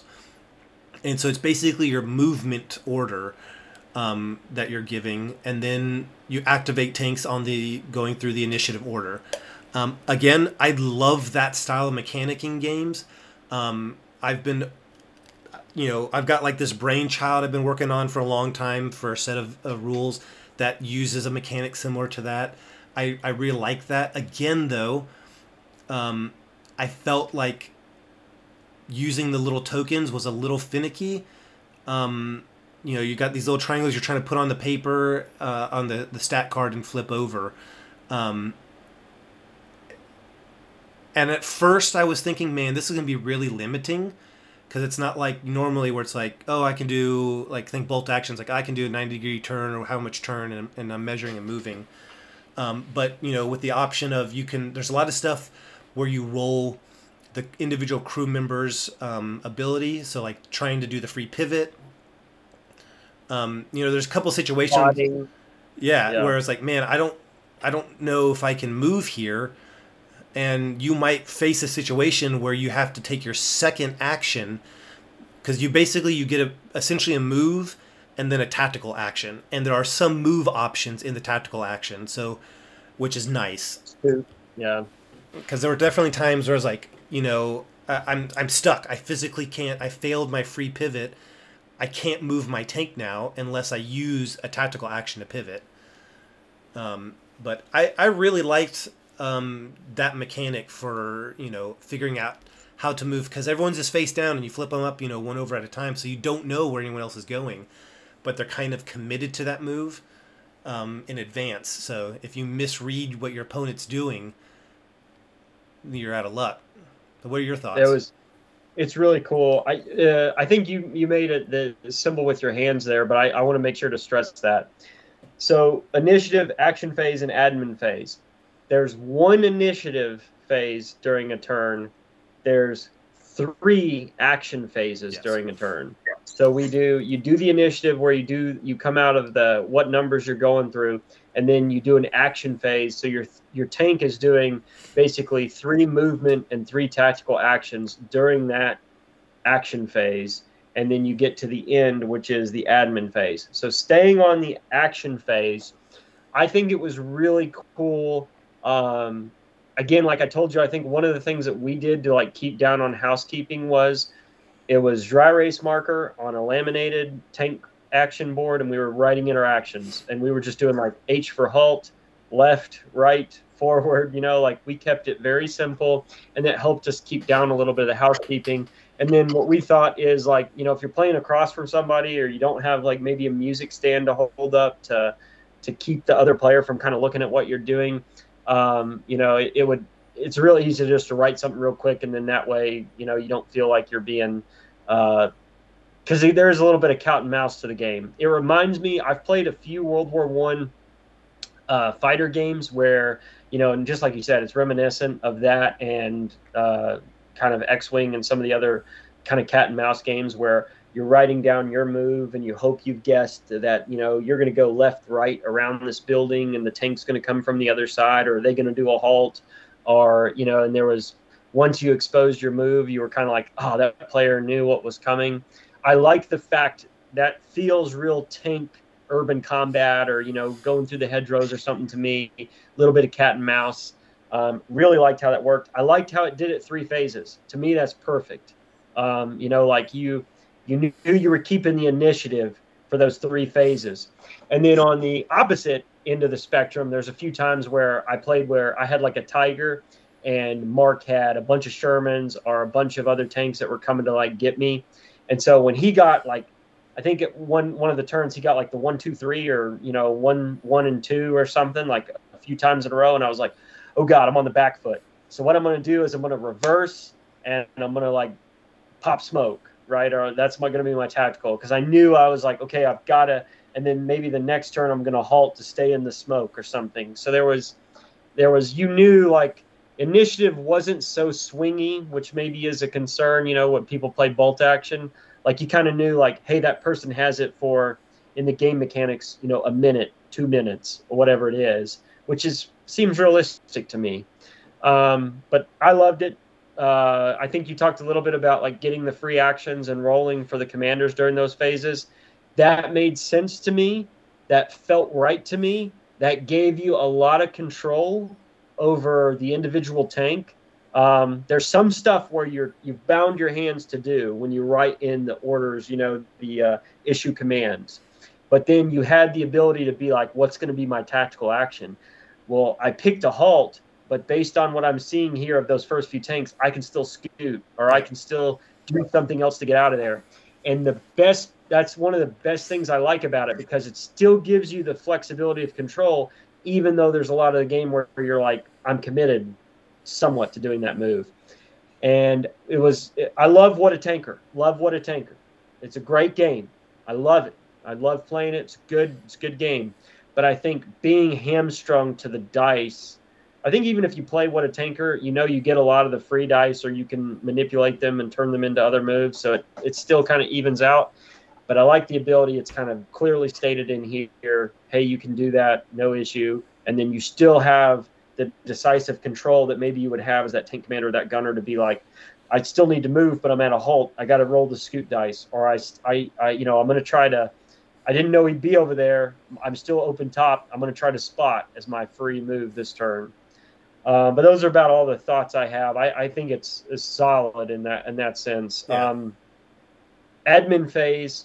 The last thing that we haven't talked about during this for the phases is the admin phase is, again, 1 initiative phase, 3 action phases. So 1 in the middle with 3, and then you have the admin phase on the tail end. There's only 1 of it.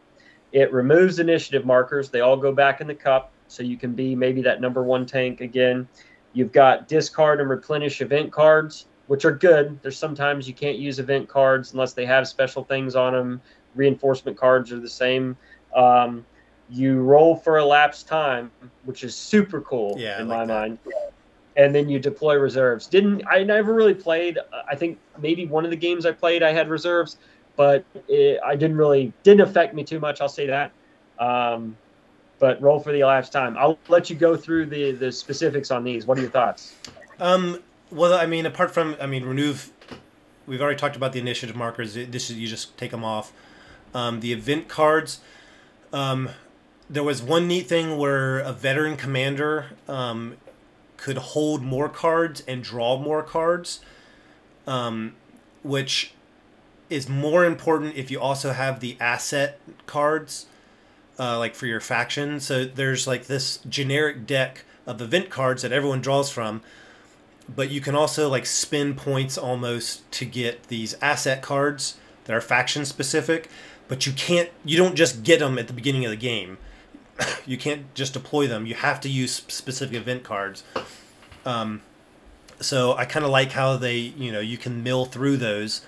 And it's like, man, these are all worthless. It's not like you're stuck with those for the whole game. And I love the time mechanic. I've actually read about somebody using this in one of the wargaming magazines, like a year or two ago, and it's like, man, that's brilliant. I want to start doing that in games, and I almost feel like somebody at Warlord read the same thing and was like, "This is brilliant. We should put it in a game." Um, it's solid. I love it. I really like it. Walk us through your analysis of the time mechanic. Yeah. So if you have the turn phase tracker that Warlord provides with all their token stuff, I printed out. It's got the 3 circles in the middle for each action phase, so you can help track them. You just got a little counter you move. And then you've got minutes. So you've got 1 through, I think, 10 on the bottom, and then you have 10s on the top. And basically, you can roll 1 or 2 dice, and you add them together, and you move your counters to track the minutes. And the idea is, I think it is, you alternate each turn. Is that right? Who rolls?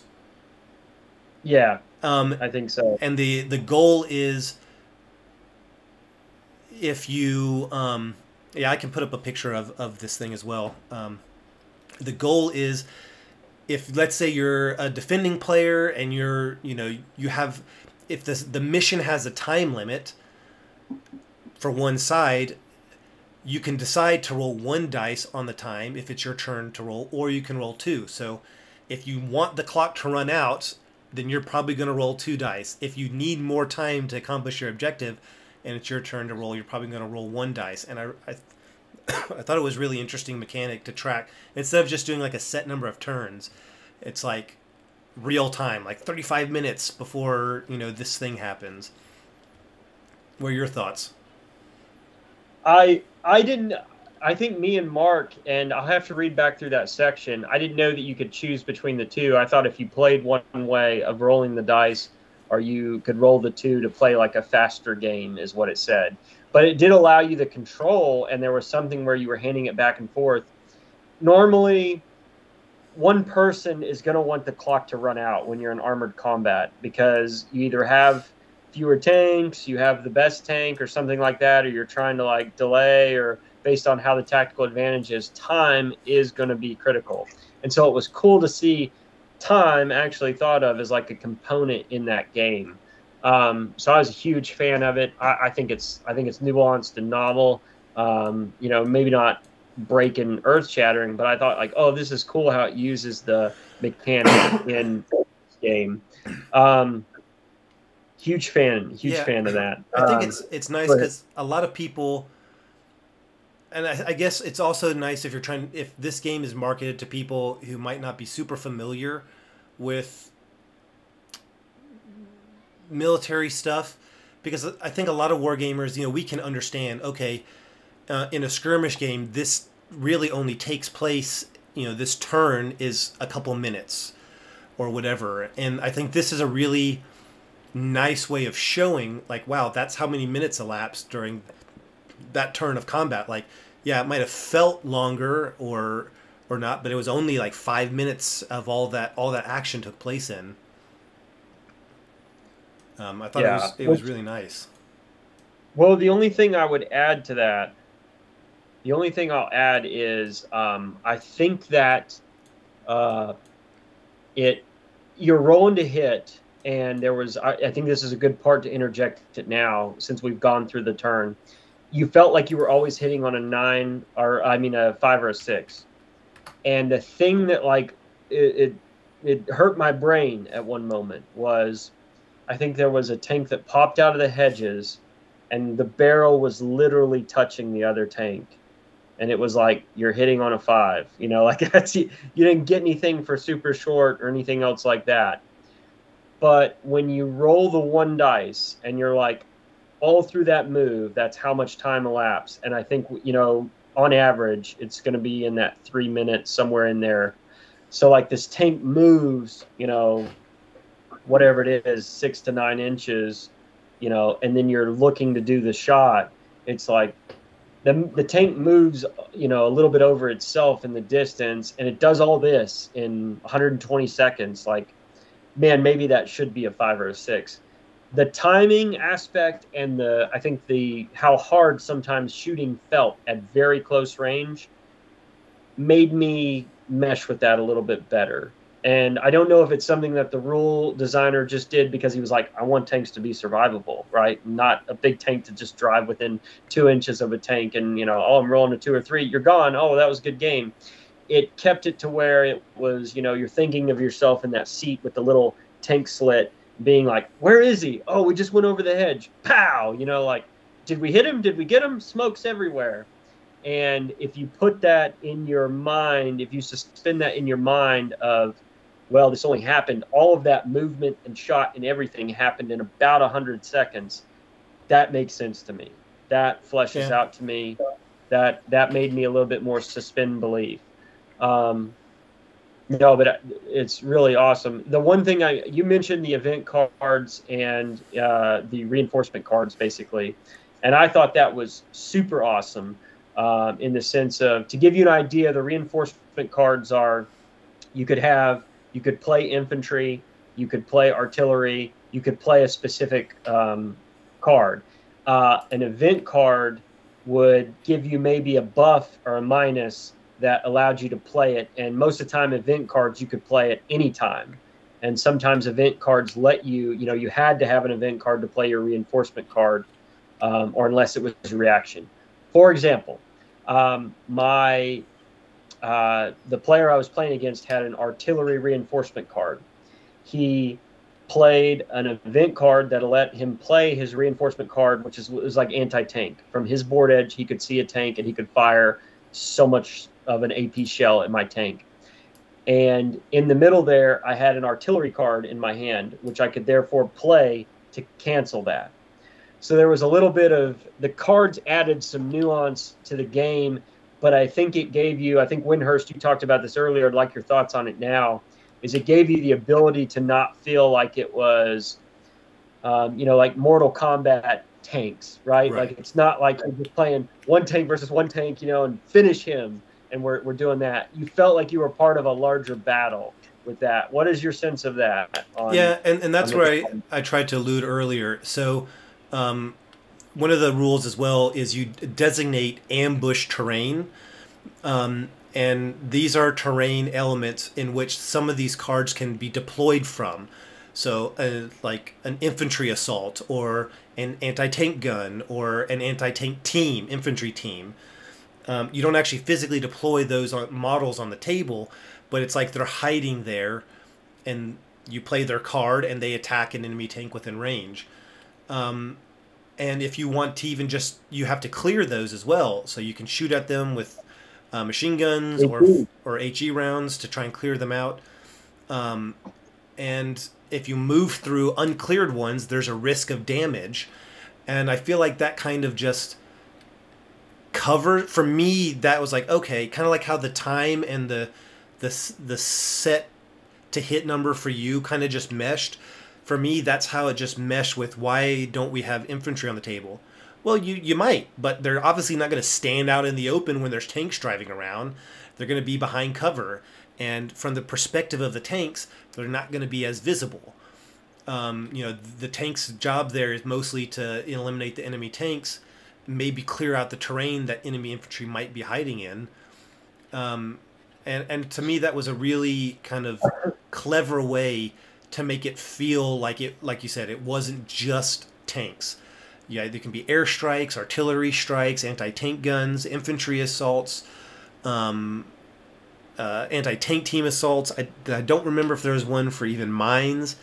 Yeah, you could get engineers and stuff. Yeah, and so I think that really, to me, just covered it in a really nice way, without having to have the models represented on the table. Oh, that's perfect. That goes back to, I think, like, intro, to the game. But then the one thing where I think it, I'd like for you to speak on World of Tanks here, because I think it'd be a good insight. But like, for me, what a tanker in your mind, where you're just like, hey, it's basically Desperado or High Noon with a Tiger versus an Easy 8 or something. You're like, maybe that's happening somewhere in the battle. But just like we said with time, like, it allowed me to be immersed that this is something that could really happen, because there's, those cards allowed for enough of a believability. Like, you're part of a bigger battle, You have the ability to use this terrain. You have the ability to have these things. Me and Mark made a comment. We wrote down a comment that, man, some of the cards though can be super buffs or super like negate your opponent and what they're doing. And so similar in bolt action or something like that, like a lot of people like to think with skirmish games and where it all depends on one die, it can be very swingy. But with a 2 to 3 tanks on your side versus 2 to 3 opposing tanks, like there is some cat and mouse, and there is some you have to expose yourself or be exposed. And then you do all of that and you time it out perfect, and you're like, oh man, this is going to work. And your opponent has a card that negates your hit or something like that. It was a little bit of like, oh my God. Yeah. So I had one where, it was like killing shot on a tank, and I had a card that's like the round passes all the way clean through. And it was like, yeah, you didn't kill it. And that can feel very painful when you have to then reload, and it's this laborious task to reload. But compared, I think the cards made it for me. But like you said, and I think like we're mentioning here is, man, they can be a little bit swingy, but you're probably expecting that out of a nail biter tank game. That's the tip of the spear, right? You're playing that Villar's Bocage or that tank ace hunting scenario. Like, it made sense. It worked out for the most part, but I could see some players having heartburn with it. And that's why I think if you read in it, there is some options to play without. Yeah. Other thoughts on, we've talked a lot about the mechanics. I think we've broken down the turn. I think we've talked a little bit about the nuances of shooting and those things. Other thoughts on the turn or the nuances and mechanics? Yeah. So with shooting, I don't know. I guess kind of I hadn't thought of it how you had kind of phrased how time, if you looked at this is all a short amount of time and, your tanks are really close to each other. I will say it was a nice touch. There are scenarios in which some tanks aren't going to do jack all against another certain type of tank. I mean, I had a Sherman roll around a corner at optimum range, fire at a Panther, hit it in the front hull armor, and got the maximum amount of penetration it could go, and just do nothing. And like I'm just imagining, well, that feels right, and I'm just imagining like the crew being there, like, oh yeah, direct hit, awesome, and then it's like the tank's just fine. So the name of that thread. Yeah, I definitely feel like there is this real need of maneuver and importance of maneuver, where you can feel like, wow, this tank might be super powerful, but I mean, like I was rolling out with a Stuart, and the Stuart was super. There were certain angles that my Stuart could do actual damage. It could do hits that could force a commander to button up. It could help clear ambush terrain. So like armored cars. I mean, really, all of those things, they have a place. And I felt like the way they did the armor mechanics and the shooting mechanics all was really useful. Smoke didn't feel overpowered. I know we had talked that you had a situation where it's like, what the... But it doesn't just make you invisible. It works both ways. It just subtracts the dice. It makes you slightly harder to hit. There's a lot of things where it's like, man, it's a 3-step process, it feels like, to load your gun, and you're spinning a tactical action to do that. Force load. But you can try to force load, and, there are definitely times like, man, I've got to do this, or get a free spot because my commander's unbuttoned. It's got some really nice. Yeah, a quick thought about that to the listeners or viewers who haven't seen it is, when you fire a round, right? You've aimed or you've spotted, and you're firing the round. You're unloaded, right, for that next turn, and so you can try to force load. And I believe it's off your gunner's rating. Is you roll based off his amount of stars, and if he has the correct amount of stars, the round goes from your ammo pack straight to the tube. If you fail the force load, or you don't have a high gunner, or you just want to, you take it as your tactical action, you still fail. it goes from your rack to like your ready rack, like an in between, and then it can go to, you know, basically being loaded the next turn. So it could take you out of 2 of the phases of the 3-phase turn. Could that one If you don't. critically fail though? I mean, there's some things you could critically fail those tests. I think like if you rolled a 1, it's like it doesn't go anywhere. I think maybe on like a super heavy tank only. Yeah. But there's I liked how they did that, the importance of crew. Now the rules do explain they simplify crew. They combine certain tank positions, so you only have a commander, a gunner, and a driver. Which obviously tanks had more crew than that. Most tanks did. But they explain in the rules that they're combining some positions together. But it was nice, you know, because I didn't just, you know, have everyone generic. So I had some tanks with a green commander and trained crew, or green crew and an experienced commander and a veteran commander, and it really impacted, like, man, where am I going to put these tanks? You know, do I put my tank with a better commander but worse crew up in a more vulnerable position, or do I put the better crew with a worse commander? You can add a lot more complexity by having all that, or you can just say, hey, everything's the same generic. I would recommend players who are just starting out to probably make it generic. Yeah. Because I did enjoy the friction of it, but I think when I rolled for the Tiger crew and they all sucked, and I was like, oh, God, which is fun. It's fun to be in that, put yourself on the back foot.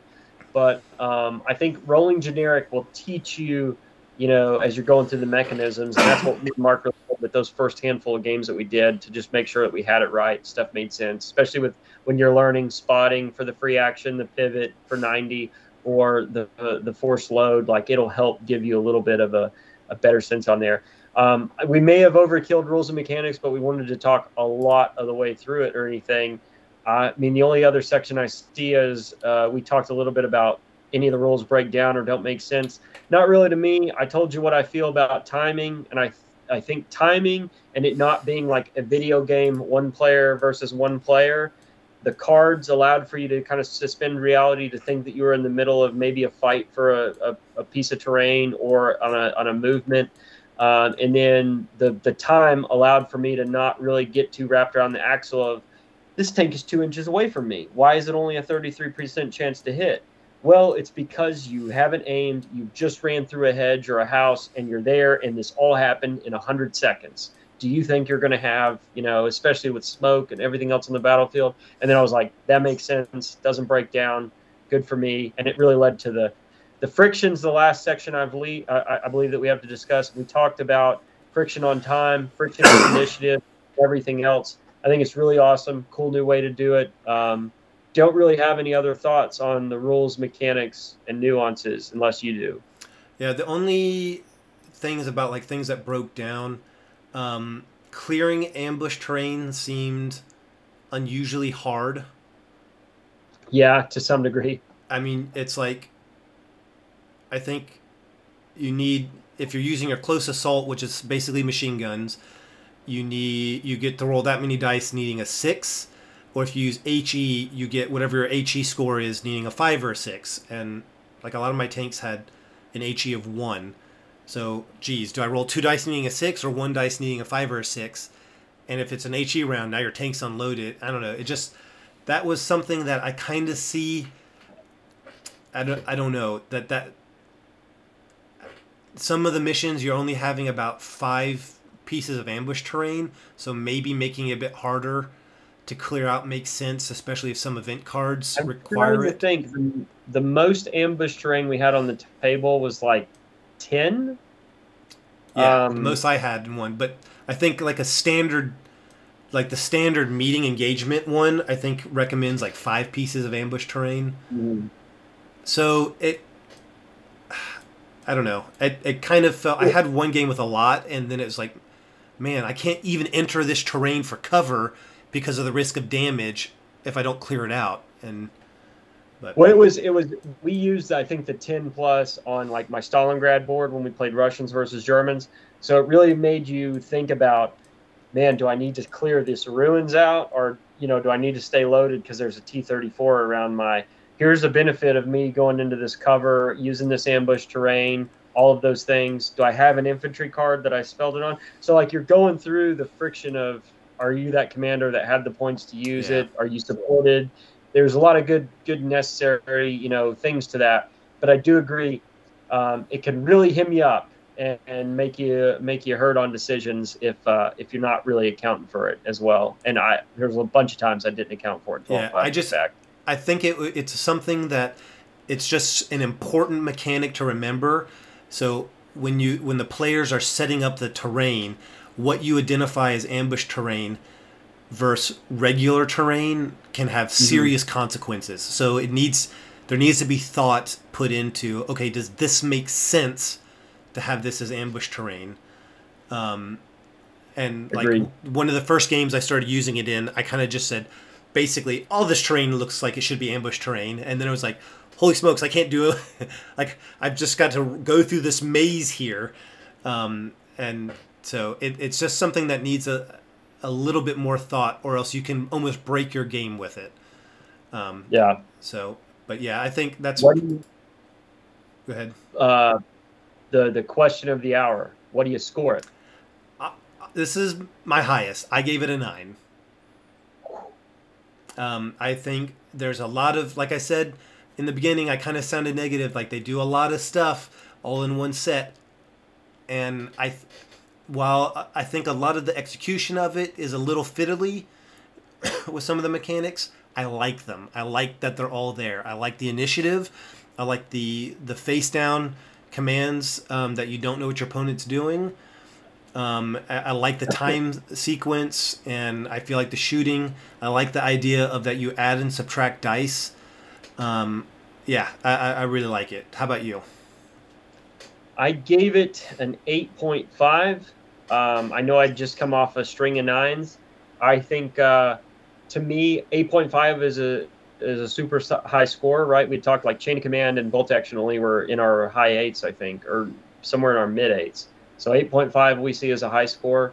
I think the timing, the phases, the keeping the initiative and doing those, I don't know if they're going to set the war game world on fire, but I think it was, wow, that's a cool, nuanced, novel way to do it. I think the only reason, like, to keep it back from perfect is there are some things that you will have that guaranteed kill shot, but you still need that 30%. If you go to spotted fire, so I'll extend the hypo that I talked about earlier. You ran over the hedges, you're doing all of that move, or, you know, it goes from, and maybe you're spotted and you're not aimed, but it's not snap fire. It goes to 1 dice or something like that. It makes sense how you miss it, or it makes sense kind of when it goes to snap fire. But there's sometimes when, you know, you're still spotted, the tank is less than 10, it's in that optimal range of under 18 inches, and it's still a 5 or a 6. I'm like, I know this is 100 seconds, but this doesn't, it stresses the suspense of the disbelief. Yeah, I'd agree with that. Yeah, I'd agree. And I had an exact situation like that too, where it's like target in the open, under 18 inches. I've got it aimed. I'm rolling 3 dice, and I still need a 5 or a 6. But it's not like a 4, 5, or 6 or something. Yeah, which, I mean, maybe this is just listener or viewer. This is just our bad dice rolls talking for us here. But there was something to where I still think it could be a little bit nuanced. And in my defense of it, even in my head, the internal fight I'm having is it's a 2 to 3 model count game per side. You know, you can't let the tanks die that easy. And to be honest, it's historically accurate that they didn't die that easy, you know, to kind of have that tank battle push on a little bit, which is, it makes sense to me. So I have no major issues with it. I still give it an 8.5 with the biggest things that we've talked about, time and the initiative phase and how that works. Perfect. So what was your score again? You said 9? Yeah. So solid stuff. I think moving on, our next, what I'm tracking, our next one is, hold on, my laptop got away from me here a little bit. It is, yep, opponents. And so we're doing this rule set a little bit before it's released. We appreciate Warlord giving us the quick chop at it before. We've tried to, make it a little bit of a in-depth review. We've talked a little bit about the systems. We've talked a little bit about our thoughts on them. It's still, to some degree, not going to be able to get it.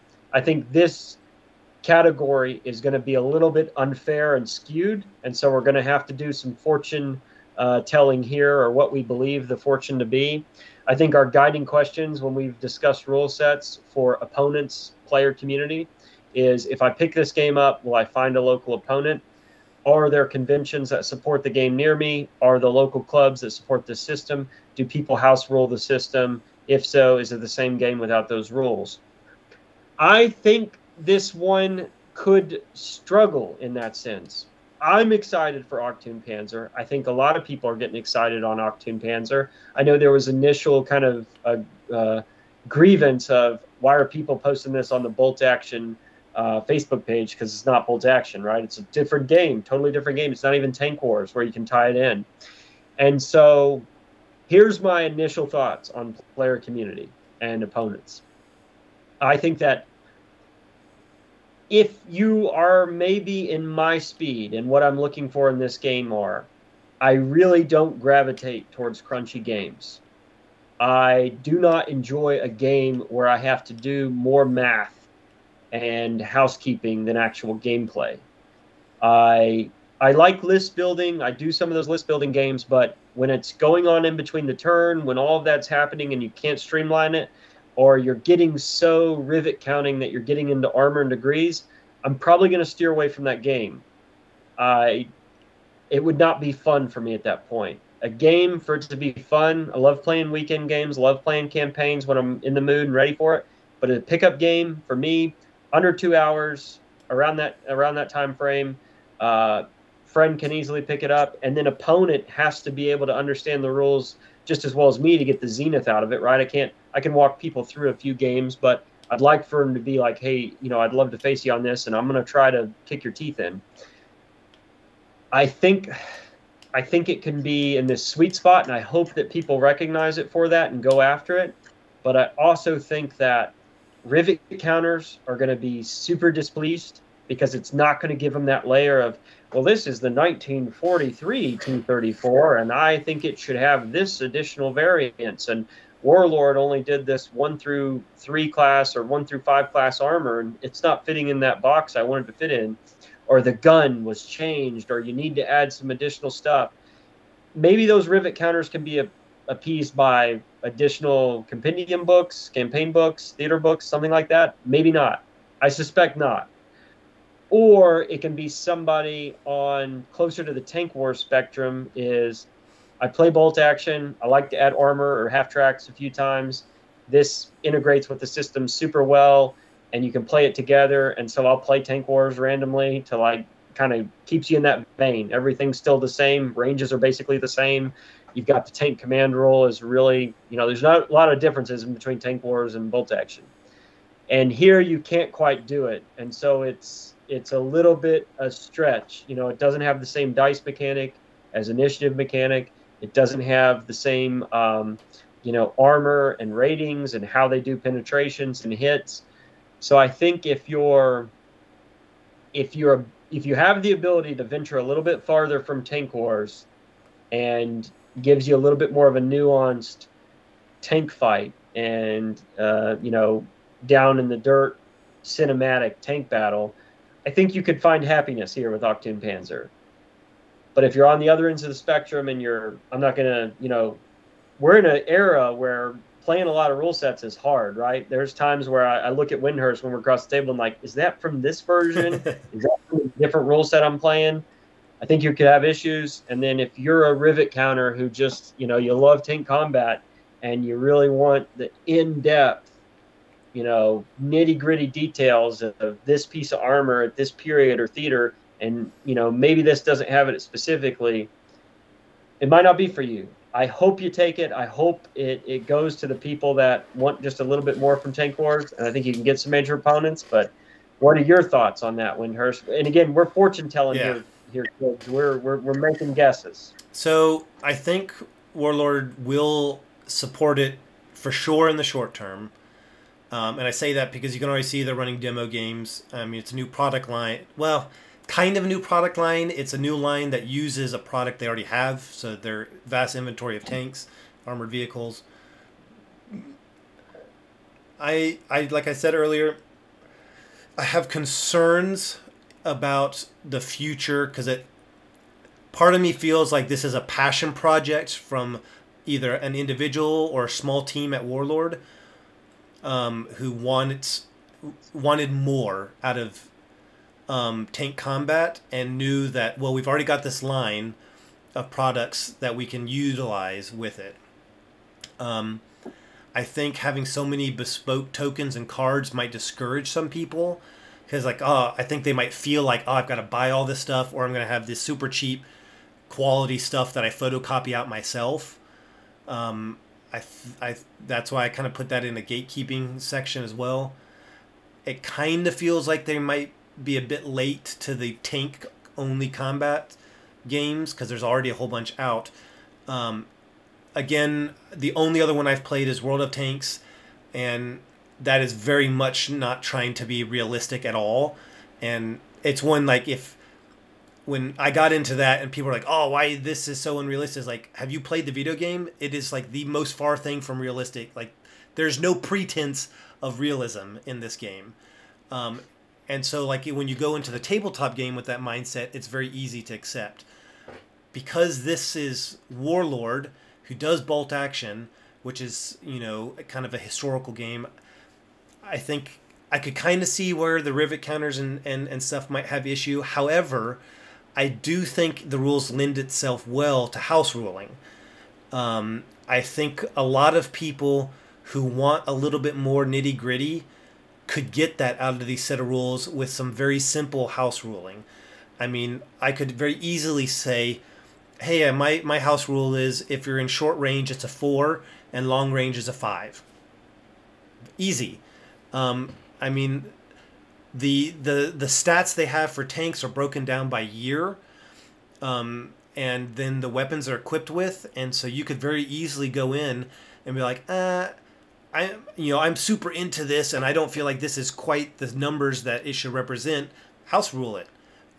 I don't think it'll break the game, from what I've seen, to house rule it if you want more specifics or to represent your knowledge base more accurately. So kind of to counter, are the rivet counters not going to be into this? I think they can if they want to house rule it. My main concern is that it's not the main product from Warlord, so how well they'll promote it and continue to support it as the years go on, like some of their other kind of secondary rule sets that they've come out with. If they stop making the tokens and stuff. Yeah, I think we have a section for that, but I agree that we're kind of trying to, like, include it a little bit in this because we're trying to fortune tell here with a little bit of just information of what we've seen in the past.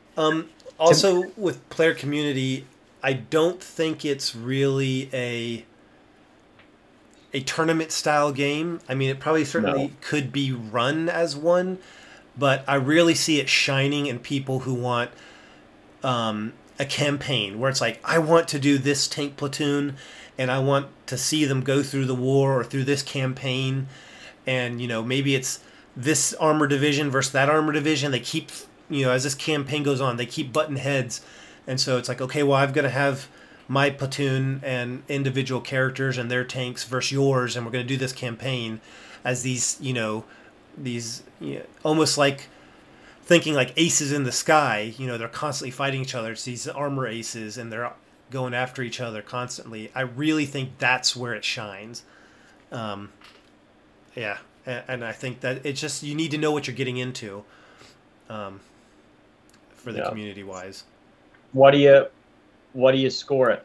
I gave it a 7. Same. Same. And the only reason I gave it a 7 was I just think it's not going to be. I think that's a solid score. Yeah. I'll say 7 is probably more average for what we see. Like, if we think something average, it's probably in the 6 or 7. I just don't see it. I I think it should. I think a lot of people, if you have 28 millimeter World War II, should pick it up. I think it's well worth the time. I think it's a great system, but I don't know if I see the support with people already playing different systems and it not being the niche for the ultra rivet counters versus the people that, hey, I've got Tank Wars. I don't really need to come too far off of that. But those are my initial thoughts. So I think 7's a pretty decent score from us. But, yeah, you know. So rolling into the next one, we've kind of alluded to some of these in talking about support from the publisher, creator, and other companies. Do they provide updates and erratas, new supplements? Do they keep the game fresh? Are the changes normally good? Is it too much change? Obviously, the rules haven't even officially come out, so this is another one where fortune telling. I feel like there's reason to be optimistic. And I say that because as I've been following a lot of what Warlord's been putting out, they have been listening to community feedback. So there's like a lot of people are saying, hey, we want to be able just to get this faction's cards. And they did that. They're like, okay, we're going to make that available. We'll make all the British available, all the Americans available, all the Germans and the Russians available individually. And I think that was really good. So I think that gives me reason for optimism. My concern is when you have a lot of stat cards like made for a game. So you're going to have these tank cards with all the information for the tank on it. If things get changed in erratas in the future, that's a huge problem. And I've seen that with Saga, where it's like, hey, we changed this, so what am I going to do? I can't just buy this whole new thing for it. Do I have to put a sticker on it or ink it out? Like, that can be a problem. So Warlord's got to be sure that they've done their homework and they've play tested this enough, and they should, in my opinion, they should not touch those stat cards. There should be no erratas that change anything on those cards, because that can be a nightmare. That can, to me, that can break the game. What are your thoughts? I totally co-sign that. I agree. I think that one of the issues that we could see is if they make a supplement to it and then you start giving almost what we've seen kind of in Bolt Action, where theater selectors or those things that come out of campaign books go off the rails, or you get into special characters a little bit too much, like, hey, we're going to make Whitman, or we're going to make something like this, and it just goes, okay, well, his tank has a different stat card based on, wonkiness. And so I could see that. I think that it's primed to go that way no matter what. But then that creates issues to where it would be hard to play the game coming up with two armies. As I think right now at the base rules, you could say, Wyndehurst, you come up with 100 points of Germans, I'll come with 100 points of Americans. We won't tell each other, and we'll kind of be on some even playing field. But if you do the same, that's where I think kind of Bolt Action, when you allow some of that stuff in there, it can become, you're going to have to play theater specific or character specific, and that just adds to what do you maybe I want to play Western Desert and you want to play Eastern Front. To some degree, you can do that with a generic points list, but you can't when you get too much detailed in there. I think I agree with you that Warlord did send out, like they said, hey, we're listening to you. We're going to send out just the books and the cards alone, and not try to cash grab for the models as well. So that was good, but I still think as far as support, I don't know. Warlord's got, I think one of the biggest problems that people see with this is Warlord has a lot of systems that they have to keep up with. And that is no easy task. I think John Stollard and all of them are doing an amazing job. I'm not too much of a fanboy here. There's a lot of things I like out of Warlord. There's a lot of things I think they can do better on. But I don't know. I mean, what do we look for when we see Achtung-Panzer? We saw Hail Caesar 2 released. We saw a supplement of, Caesar's Gallic Wars. We had the ability to play test that early.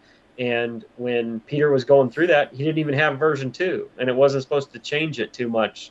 So I could see, and then everybody's gripe about Bolt Action in the theater books is they're not written by one person. So there's some kind of like divergence in all of them when you connect them.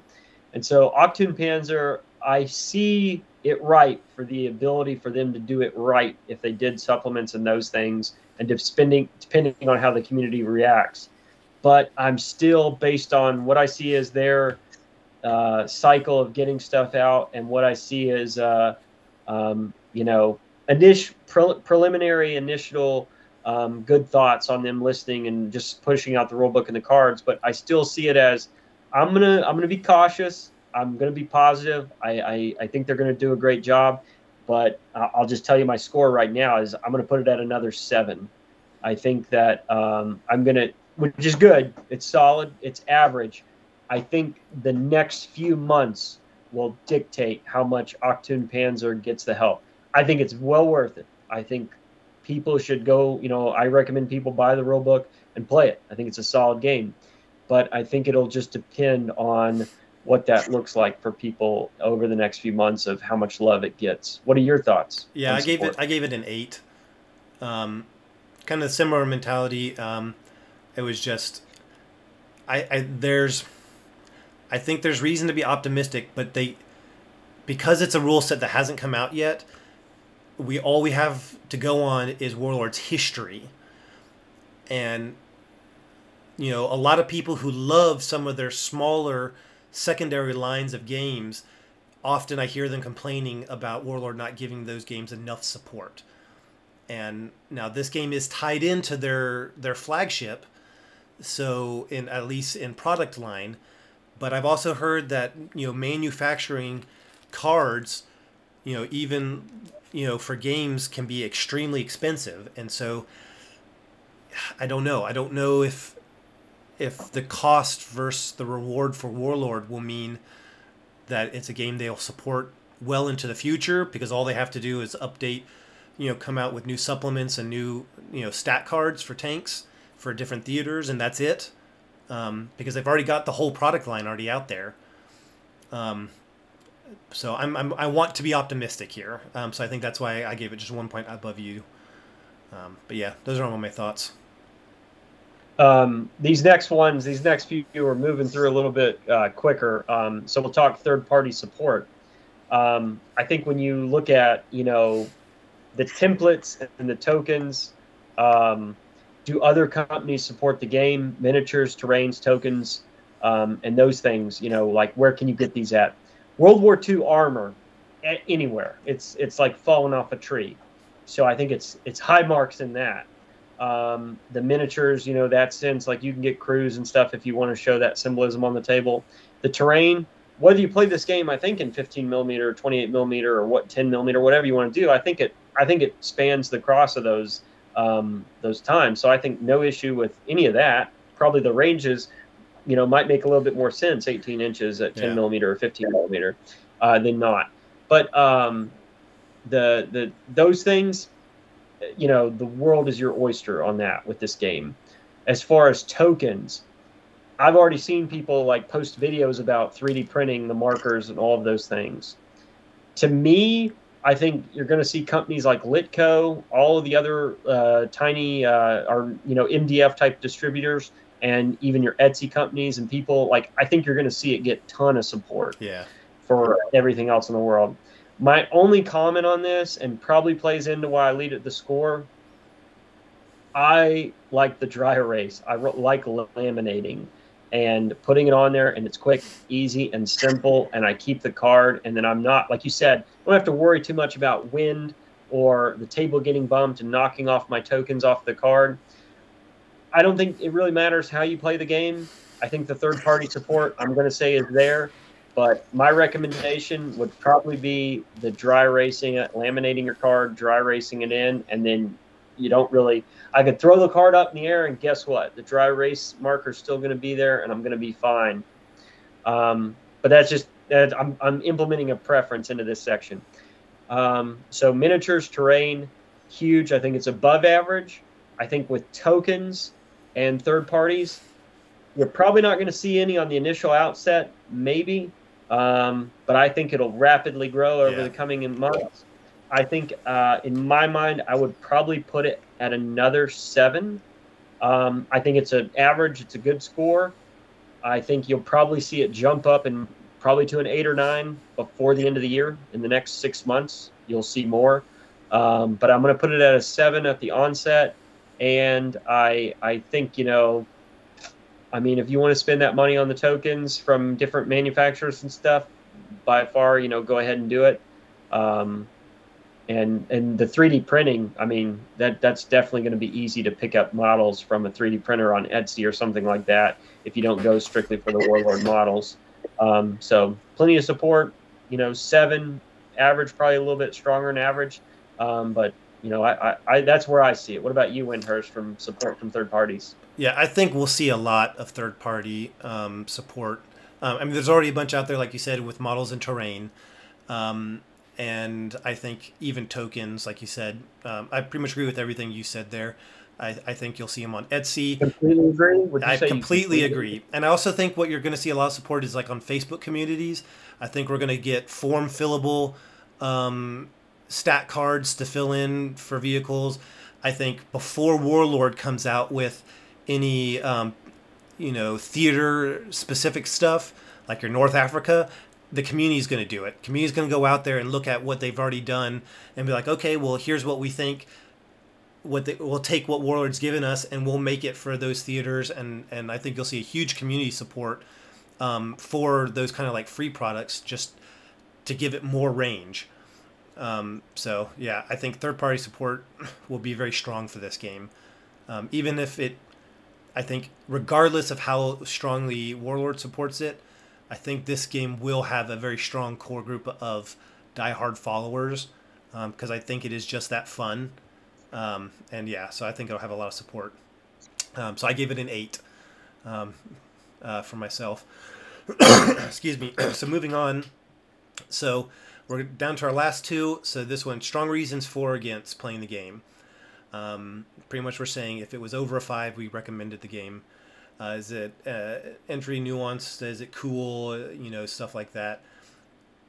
So for me, it was a fun game that I was able to teach my wife and my eldest kid without really any issues. It did give a good armored battle feel. So for almost all the mechanics felt good. Regardless if they were super accurate or not, it felt right. It felt very cinematic. There was lots of times where it's like, oh, yeah, I got the first initiative, and I'm going to try this thing. Ha, you didn't think I was going to move out behind this bush and get a shot at you, and look, your commander buttoned up. It felt very good. I think it's got more realism than the other main tank game I play, which is good for me. Not maybe as much realism as some people want, but for me, it kind of fits the bill. I do feel like the setup, because of the way we tested it, like Kentuckian wanted to clarify, the setup was a little more intensive. There is a little bit more bookkeeping in the setup, as well as even if you had the stat cards. And then there is a bit more bookkeeping throughout the game, which I know is not everybody's cup of tea. But I think it was a real good addition to tank battles. And it felt like a tank battle in a bigger battlefield scenario with adding the cards and stuff. So I gave it an 8 overall.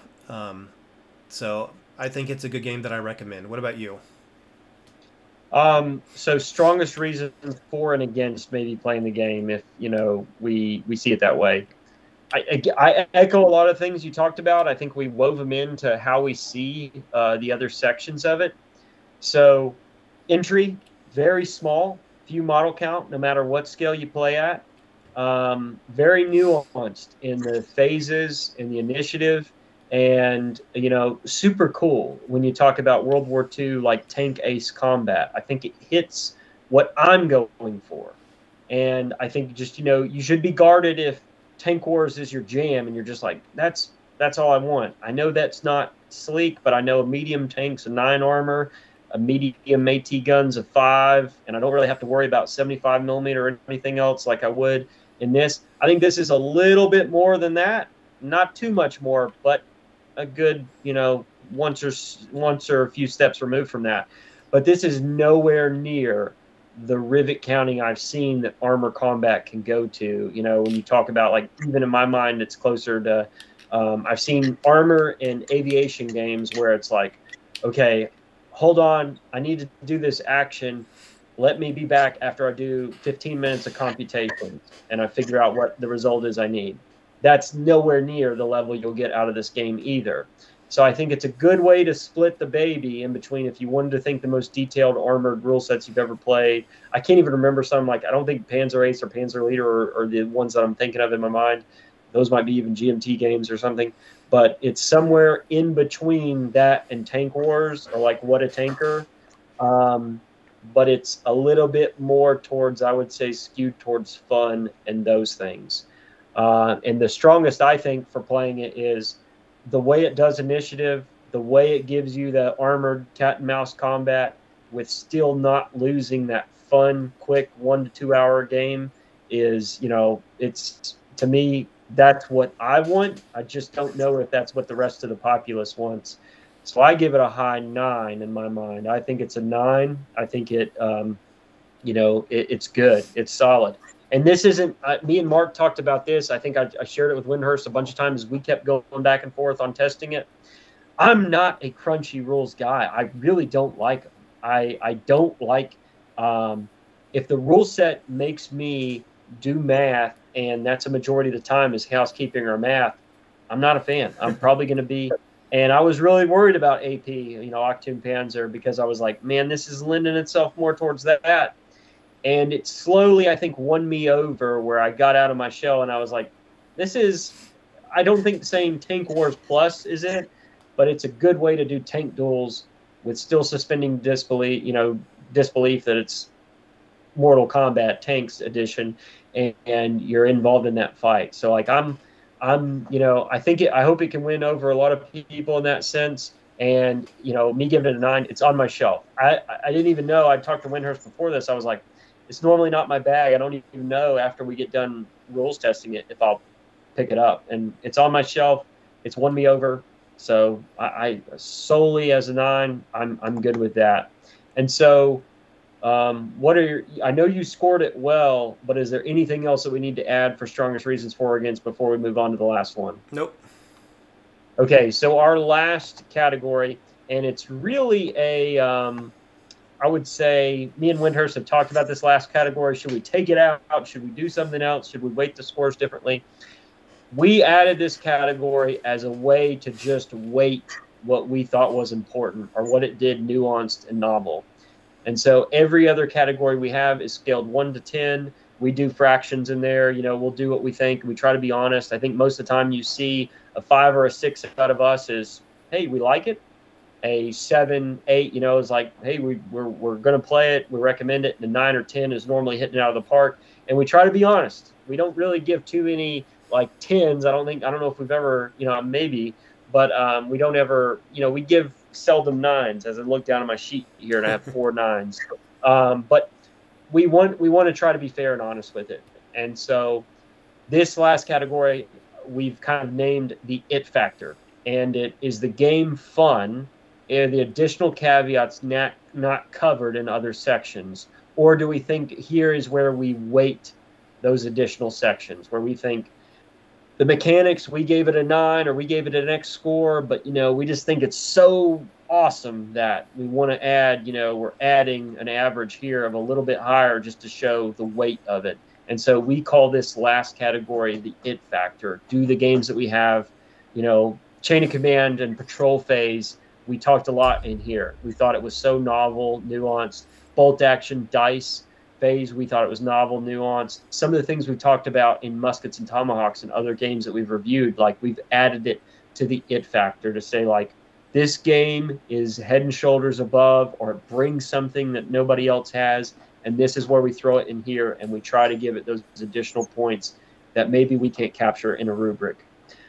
So my it factor are the things that I think kind of stand the test, and really the most simplest way to break down some of the nuances that I think it has are the cards. I was really worried about. I do not play fantasy flight games because of the cards and the way cards work. In some tabletop games I've seen, because they feel like they're printing money to me. They can make it too swingy. I was real guarded against them. Here, I really think the cards have added a very different layer, although, they have some, like we said, going straight through the whole round that we had, or me missing the last shot. They have some survivability buffs in there that maybe seem unfair, but they're really cool, really nuanced for the game. But the reinforcement cards specifically, I think, man, to make you feel like it's not a solo tank versus tank game and you're on the middle of an Eastern Front in Normandy or wherever, where you're playing an infantry card and you're using tactics on how tanks would clear, and those things aren't even on the board other than the cards. Wow, that's cool. That's a really good feeling. You're not going to get that out of Tank Wars unless you spend the points on it. You're not going to get that out of the games I've played of What a Tanker. You don't get a feel like that. You feel like it's, Mortal Kombat or Street Fighter, but you're just playing with tanks. It's 1v1, especially with the dice. This, I'm like, wow, that is a really cool, awesome thing. I haven't seen a tank game do. Listeners, viewers, please log in, comment back if you've seen a tank game that gives you that feel, but maybe on that narrow of a scale of just a platoon or less of tanks, but you feel like you're involved in a bigger fight. And then the turns and the phases. I know we talked about Strongest Reason and that, but I think it should just get double added here. The double phases of Chain of Command, right? They can be so swingy, they make people upset. The bolt action dice, as much as that game revolves around that, what's going on? And you're that single infantry guy with the rifle, or you're in that squad, like the bolt action dice, to be as nuanced as they are, is like, oh, this could go left or right. But a way to extract that out, but not just have it be, oh my God, I'm at the mercy of if I get first dice or not. With you getting to keep initiative through 3 phases is cool, because just like we said earlier, you can, hey, I know I'm the number one. I know I'm the number one tank for the next 3 basically small turns. So this is where I got to push it. Or you're like, dang it, I'm the number 5 Tiger during this game. I have got to batten down the hatches and survive this. And that seems more realistic than, here's my die, here's your die, here's my die, here's your die. And that seems more of like the enemy just sees the initiative. They're going to do it for 3 to 5 minutes. That makes sense to me. And now if I can just survive this, or if I can use that in my effect of blowing smoke, reversing back, scooting, or hammering one of them as he's coming through, like, that's cool. Those are it factors for me. The game, those type of mechanics I have not seen on the market up until this point. And so for that, I'm going to knock this score back into the 9s, and I'm going to give it a 9 for the it factor. Wyndehurst, what do you think about your it factor? Yeah, for me, it was the initiative, command mechanics, and the clock. Those 3 things together. I really like how they, like you said, the way they did the initiative, that you're kind of drawing it out. So you have a chance to use your radio checks to see what they are before you place them down. You have to think at the beginning of every turn. You're basically planning ahead for 3 actions, and sometimes fate deals you a bad hand and you got all high numbers, but you still have to think, man, what am I going to do? And if you fail that radio test, then that, you're at the mercy of whatever you drew and wherever you place them. And then I really love games that use the kind of, like, for vehicles, like vehicle games, ships, planes, tanks, where you're moving and it's dynamic, and so you're making your move decisions. Everyone's doing that at the same time, and then you're activating your things, and you have to commit to that, because it's like, to me, it really represents that this is all happening at the same time. It's not, well, I moved and I saw you move, so now I'm going to move over here. Oh, I saw him move over there, so now I'm going to move this guy over here. And it's like this I go, you go. I really like how this gets rid of that I go, you go feeling in a lot of ways. And then the clock, I think, is just a real clever way to show the moving of time, and that, instead of having like a set turn limit, maybe it's this amount of time, you have to complete this objective before this other thing in the bigger picture battlefield is going to happen. And that time crunch, I think, really makes it feel more realistic in a way. I will say though, with all three of those, though, my big criticism is that doing each one of those with tokens feels very fiddly. I don't know if initiative with the tokens, like we said, is the best way to go about it, because they're just, I don't know. I mean, you can do it, but it just doesn't feel easy to like, you can't really mix them up in such a way. The command things being these little triangles that you put down and flip over. I know you decided it was just easier to write it out. Other games I've seen do dials that you put by the vehicles or put down, and that even seems better, or cards that you have movement cards that you put face down. So they're really great ideas. I just don't know how well physically executed they were to use in the game. I think those are the kind of things that you'll see house ruled the most. Like even you did just in testing, you guys kind of house ruled it, like, we're just going to write it down. So I gave those things an 8 because I think they're great ideas, but as they're written, I don't know if they're implemented in necessarily the most efficient, user-friendly way. But that being said, I'm not a game writing expert. I have my own ways I might do it, so I don't want to necessarily say I know a better way to do it, but I still gave it a pretty decent score of an 8 because I thought those were some really amazing mechanics to have in the game. So, total scores. Where'd you round out to? Okay, so with everything being on it, going through mine again, if you want to list off the sections, if you can, I have my scores brought up. So section 1, what do you have? Presentation. I gave it an 8. Okay. You gave it an 8.5, I believe. Yep. Next one is, what are they trying to achieve? I think a 9. I think it's that fun, just like we talked about. Don't want to rehash like every section. And what was third? I had given that one an 8. Third was gatekeeping. 9, for the reasons we said. Easy entry, everything else. What do you have for? I had a 7. Then was playability. 9. 8.5 for me. Then mechanics and rules. 8.5. And a 9 for me. we're flipping here. And then opponents, player community. I've got a 7. Same for me.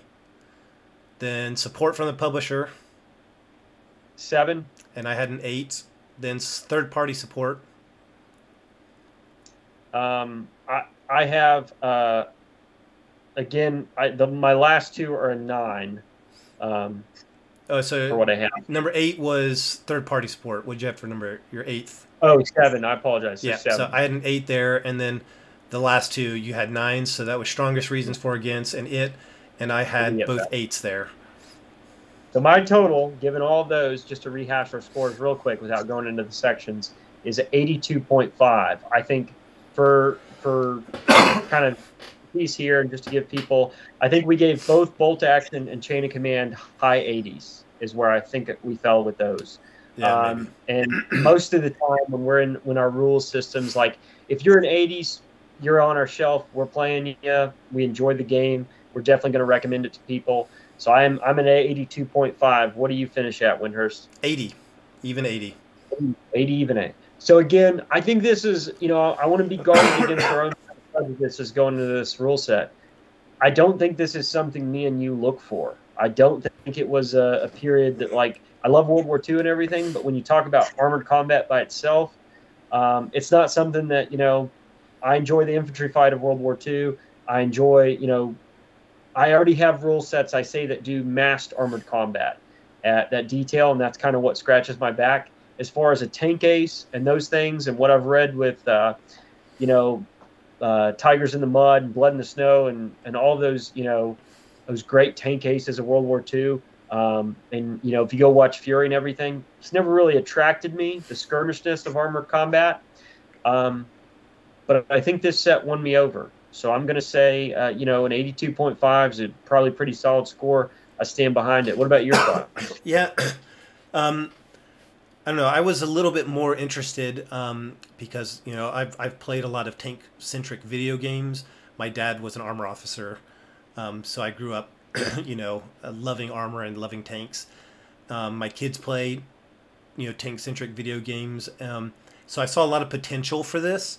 So I was really looking forward to it. I really like some of the mechanics. I think the reason it ended up a little bit lower for me than for you is I feel like overall, while I love this game, it's going to be on my shelf. It's a bit of a harder one to introduce at, like, hey, I'm going to show people a game, like, who have never wargamed before, or like run demo games for more than one person. I feel like it could be a bit more of a challenge. And that's kind of where I do a lot of our stuff right now, especially as, Wyndehurst Productions. A lot of the games I end up playing are introducing people to the hobby. I think this will be a great fit for introducing some experienced people to wargaming, to tanks, or maybe World War II. So I definitely think I'm going to be able to get playability out of it. But yeah, I really enjoyed it. I think it's a good game, and I look forward to its release. You heard it here from us. We hope that again, we recommend you pick up the rule set. We think it's great. It's in the 80s for us, and pretty solid score. I think we're trying to be as objective as we can, but we think it's worth the price of admission, and especially if you've got the World War II model sitting around, it's not going to hurt. I think you're really going to like how the timing and the initiative phases work, and it's going to be, if you're not a super heavy rivet counter, or maybe you want something a little bit more than Tank Wars, I think it's going to be perfect for you. I'll move us into kit bag, or I'll kick it over to you for kit bag. And I know we're getting a lot of time we've already spent on this episode, so I want to be cognitive of the listener, and I'll kick it over to Wyndehurst for our next section of kit bag. Yep. So we always wrap up every episode with kit bag and scouting report. So for kit bag, this is actually something that came about from testing Achtung-Panzer. It was not my idea. My wife actually suggested this, but she suggested, especially with playing with my kids and stuff, adding sound effects. And I was like, that's neat, but I don't know how to do that. And she's like, I'm sure there's an app you can get that you just make a soundboard. And so I did. I had a soundboard app, and I just went on YouTube and looked up a whole bunch of like tanks shooting and tanks driving and tanks loading, and recorded them. And it's like, yeah, and I just had it there. And so when I'm playing with my son, and because it's such a cinematic game, and you're doing these very intended actions, when it was his turn to move or my turn to move, hit the sound as we're moving, and you get this kind of nice effect. And we really enjoyed it. It really added this kind of nice ambience to the game. I've done games in the past where I'll get like download a YouTube video that's like 3 hours long of like ambient combat sounds, for a modern game, and just have that in the background to kind of help set the mental tone. So yeah, Kentuckian, have you ever seen something like that done, adding sound effects to games? I think the soundboard is an awesome idea. I think that's going to have to probably go into some of my games, and I think there's some funny sounds I'm going to put in there for some of the games to have humor with. In the past, when I've used it, I think the YouTube are putting in the movie, right? Like if you're playing Gettysburg and you've got the battle there watching, I think the dangers of that, that's the only place. We're both recommending sound, I think, can help you magnify your game, just to get the bluff out of this kit bag. But I think some of the dangers I've seen in the past are, me and my dad are like, hey, let's throw on the movie while we're playing the battle, and then we end up watching the movie and kind of like, oh, no, we're supposed to be playing a battle here, right? So there's ways that I think the soundboard can get the best of it. It magnifies it. Maybe you could play the sounds of those things. There's a lot of times where I'll listen to the action parts of the movie, but then that has an issue with are you really playing the game or anything. That the soundboard, it makes it. There was a story I shared with you, I think even before we recorded, where there used to be this Midnight Madness at Historicon where it would be Fire and Fury, blue versus gray, and even if you would sing the Battle Hymn of the Republic, or you would sing the Dixie song at one point in the game and like take a shot, you got a +1 to your die roll. So there is a lot of, like, it adds to that fun of the game if you've got sound and you've got like other parts accompanied in there. So a soundboard with World War II tank, sounds playing in the background, or if you're going to do a scoot action and you do a tread race real quick, I think it can add to the game. I highly recommend you look up Wyndehurst. I'm sure he'll put the soundboard he's using maybe in a link on the app or something, or on our YouTube, so that way you can pick it up. But it seems so cool, and now I think I'm going to add it to some of the other games I play, with a charge order here and just hitting that in the soundboard, right? But yeah. I roll a blunder, so I need to come up with a crashing sound, right, for when my blunder roll happens. But awesome stuff. I think you people should check it out, and it should probably go into your kit bag like it's going into mine. So moving on to the scouting report, our last section here is we get to the end. As you've seen, if you followed my page, the Bolt Action League is alive and well. We're still over 30 participants. We're several games in, keeping up with all of this number crunching. I couldn't do it without the help of James Napier and Zach up in a little bit north of me here. Super helpful. Hope everybody is enjoying the league, but that probably is going to be a lot of what's going on in my life right now. I still look at the goals that are on my painting table that are laughing at me that Wyndehurst when he's back here in December. I am making decent progress on my airborne. I've got about 50 to 60 on the painting table right now. Probably will get a good little bit of work in on them over the next 2 days as I'm, continuing to do my job, be dad, all of those things. But I would ask people to look for your sweet spot in your scouting report. There's a lot of times where I'm like, I can paint 20 or 30 models in a batch paint and be good. And I'll soon learn or discover, like, okay, I'm trying to paint 60. That's too much. Like, it's bogging me down. It's not getting to the limit. I'm getting to a little bit of that on the airborne. In my neck of the woods, we're still gaming at some local stores. My local hobby store is not open up yet. Hopefully it's being repaired and it's going to open in the next few months. There was an event, a Tank Wars event, or not a Tank Wars, a doubles event in Nashville. I just was unable to go to. Couldn't get leave approved in time.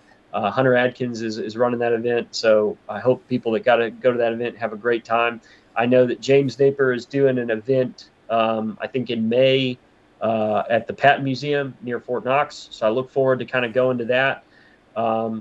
Really excited about getting a lot of games in. If you listen to us at the turn of the year when we talked about hobbies and what you were going to get for the year done, I think as far as painted miniatures in the last 3 months, I'm at 20 completely painted miniatures. I got about 60 more halfway through there, but I'm not really made the hobby strides that I'd set out to when we were making that episode. But I will say I've probably played over, it's got to be close to 30 games in 3 months. I mean, I'm crushing with the league and the playing Achtung-Panzer and the couple other pickup games that I've got at the first of the year with Hail Caesar and stuff. Like, I am crushing it. And the last thing I'll say to nip it up on me on Scouting Report is you see my samurai sword straight from the island in Empire of the Rising Sun is I am watching the crap out of Shogun, and it is not helping my hobby idea of pulling back out my Test of Honor samurai and getting into that. Huge fan. Highly recommend that show. It's a blast. I know a lot of people, I think Scott Anderson is the one that was talking about it one day and got me turned on to it. He's a huge Test of Honor nut. So I'm going to probably pull out my stuff hopefully in the next few weeks, maybe get a game of that in. But yeah, I'm looking forward to doing all I can for the Empire and and the Shogunate. But no, that's probably from my neck of the woods. What about you, Wyndehurst, in your scouting report? Yeah, so the last week or so, I haven't been able to get too much done other than some of the testing for these rules. I've been a bit under the weather, but I'm still working on the French. I've gotten hundreds painted, but hundreds of the epic scale. What are they, 12.5 or something? But kind of finding the sweet spot on, like you said, what's the right number to paint at a time. I have started working finally on the World War I Germans.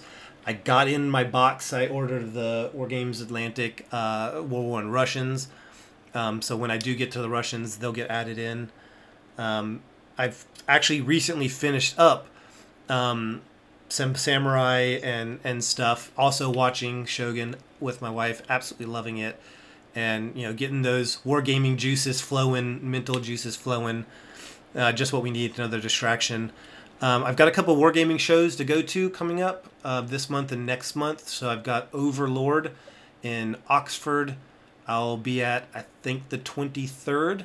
And then April 13th, I'll be at Salute, which I'm really looking forward to both of those. Just an opportunity to spend more money and increase that pile of shame as we do. I did not know that Shogun was a series in like the 1980s. Did you? Yeah, so there's a YouTuber I watch who's all about feudal Japan, and I've been watching him, and he's reviewing it. It's based on a book, and they did an original series, and it's all loosely based on real history. And I'm really enjoying this one. And as a historical enthusiast, excuse me, there's things they're doing in this series that I really appreciate. That I think, we so often see in historical war movies that they don't do, that they don't take the time and effort to make things look correct. And I'm really appreciating the effort they're putting in this series, and I'm really enjoying it. But, yeah. Oh, I watched that abomination. I watched a few episodes of that abomination of Alexander the Great on Netflix, and I was just, do not press play on that. Don't. It burns me too, because of the Punic Wars being so big to me. I think I see classical as well. That's why I'm talking about Alexander. But Netflix has a deal right now with Denzel Washington playing Hannibal, and I just see if it's anything like what they're doing with this Alexander the Great movie or the series that they've done, I can see them boloing it. And the sad thing is once you have somebody touch a period and just mess it up so much, or at least it's been touched, then it'll keep other storytellers who probably would have done a better job away from that period for a good amount of time.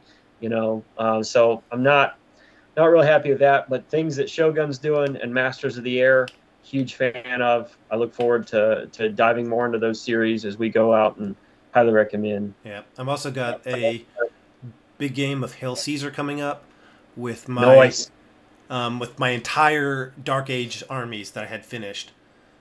So it'll be the 25th, so keep an eye out. I have lots of photos. It's supposed to be yesterday at the time of this recording, but I was unwell. But yeah, I'm going to get all my Anglo-Saxons on the table and all my Normans on the table. I painted those two big armies up, so I'm going to finally get them out there and get a big battle in. So I'm really looking forward to that. Any parting thoughts before I sign this off? No. I really was a fan of this rule set. I think you should give it a try. I definitely think it's worth the price of admission. Can't echo enough. Appreciate Warlord letting us have the ability to do a review on it earlier than it being released. We were honest with it. We do think it's a rule set that should be on your wargaming shelf. But I'm very curious of your thoughts. I would like for you to comment if you have additional questions, because even though we said it was a deep dive, we've been talking for a while now, and we want you to be able to go to bed or do something else. And if you have an additional question about the rule set, please comment on the podcast or the video or in the group, and we'll try to answer with what we think or what we see. Or, if you want to just soundboard with us for a minute, we're happy to do that. We appreciate your ability to interact with us, and we just ask you keep doing that and spreading your ideas. We have some exciting episodes, I think, coming up, but there's some time crunch in the summer that me and Wyndehurst are currently working through, as far as another rules reviews out there, interviews, what we're going to do next, how we're going to game things next, and what periods that we may be going to, or rule sets that are just behind the curtain that you'll just have to continue to listen to see what's going on. So appreciate your time. Thank you for having a choice and listening to us or viewing this on YouTube. And look forward to just working with you in the future. Give us the comments, give us the feedback. We really do appreciate it. Thanks so much. Hope you enjoyed it. Yeah. So thank you, Kentuckian. And as we always like to say, grab your spear and your shield, your musket, belt-fed machine gun, and join us on the next On Patrol. Dismissed.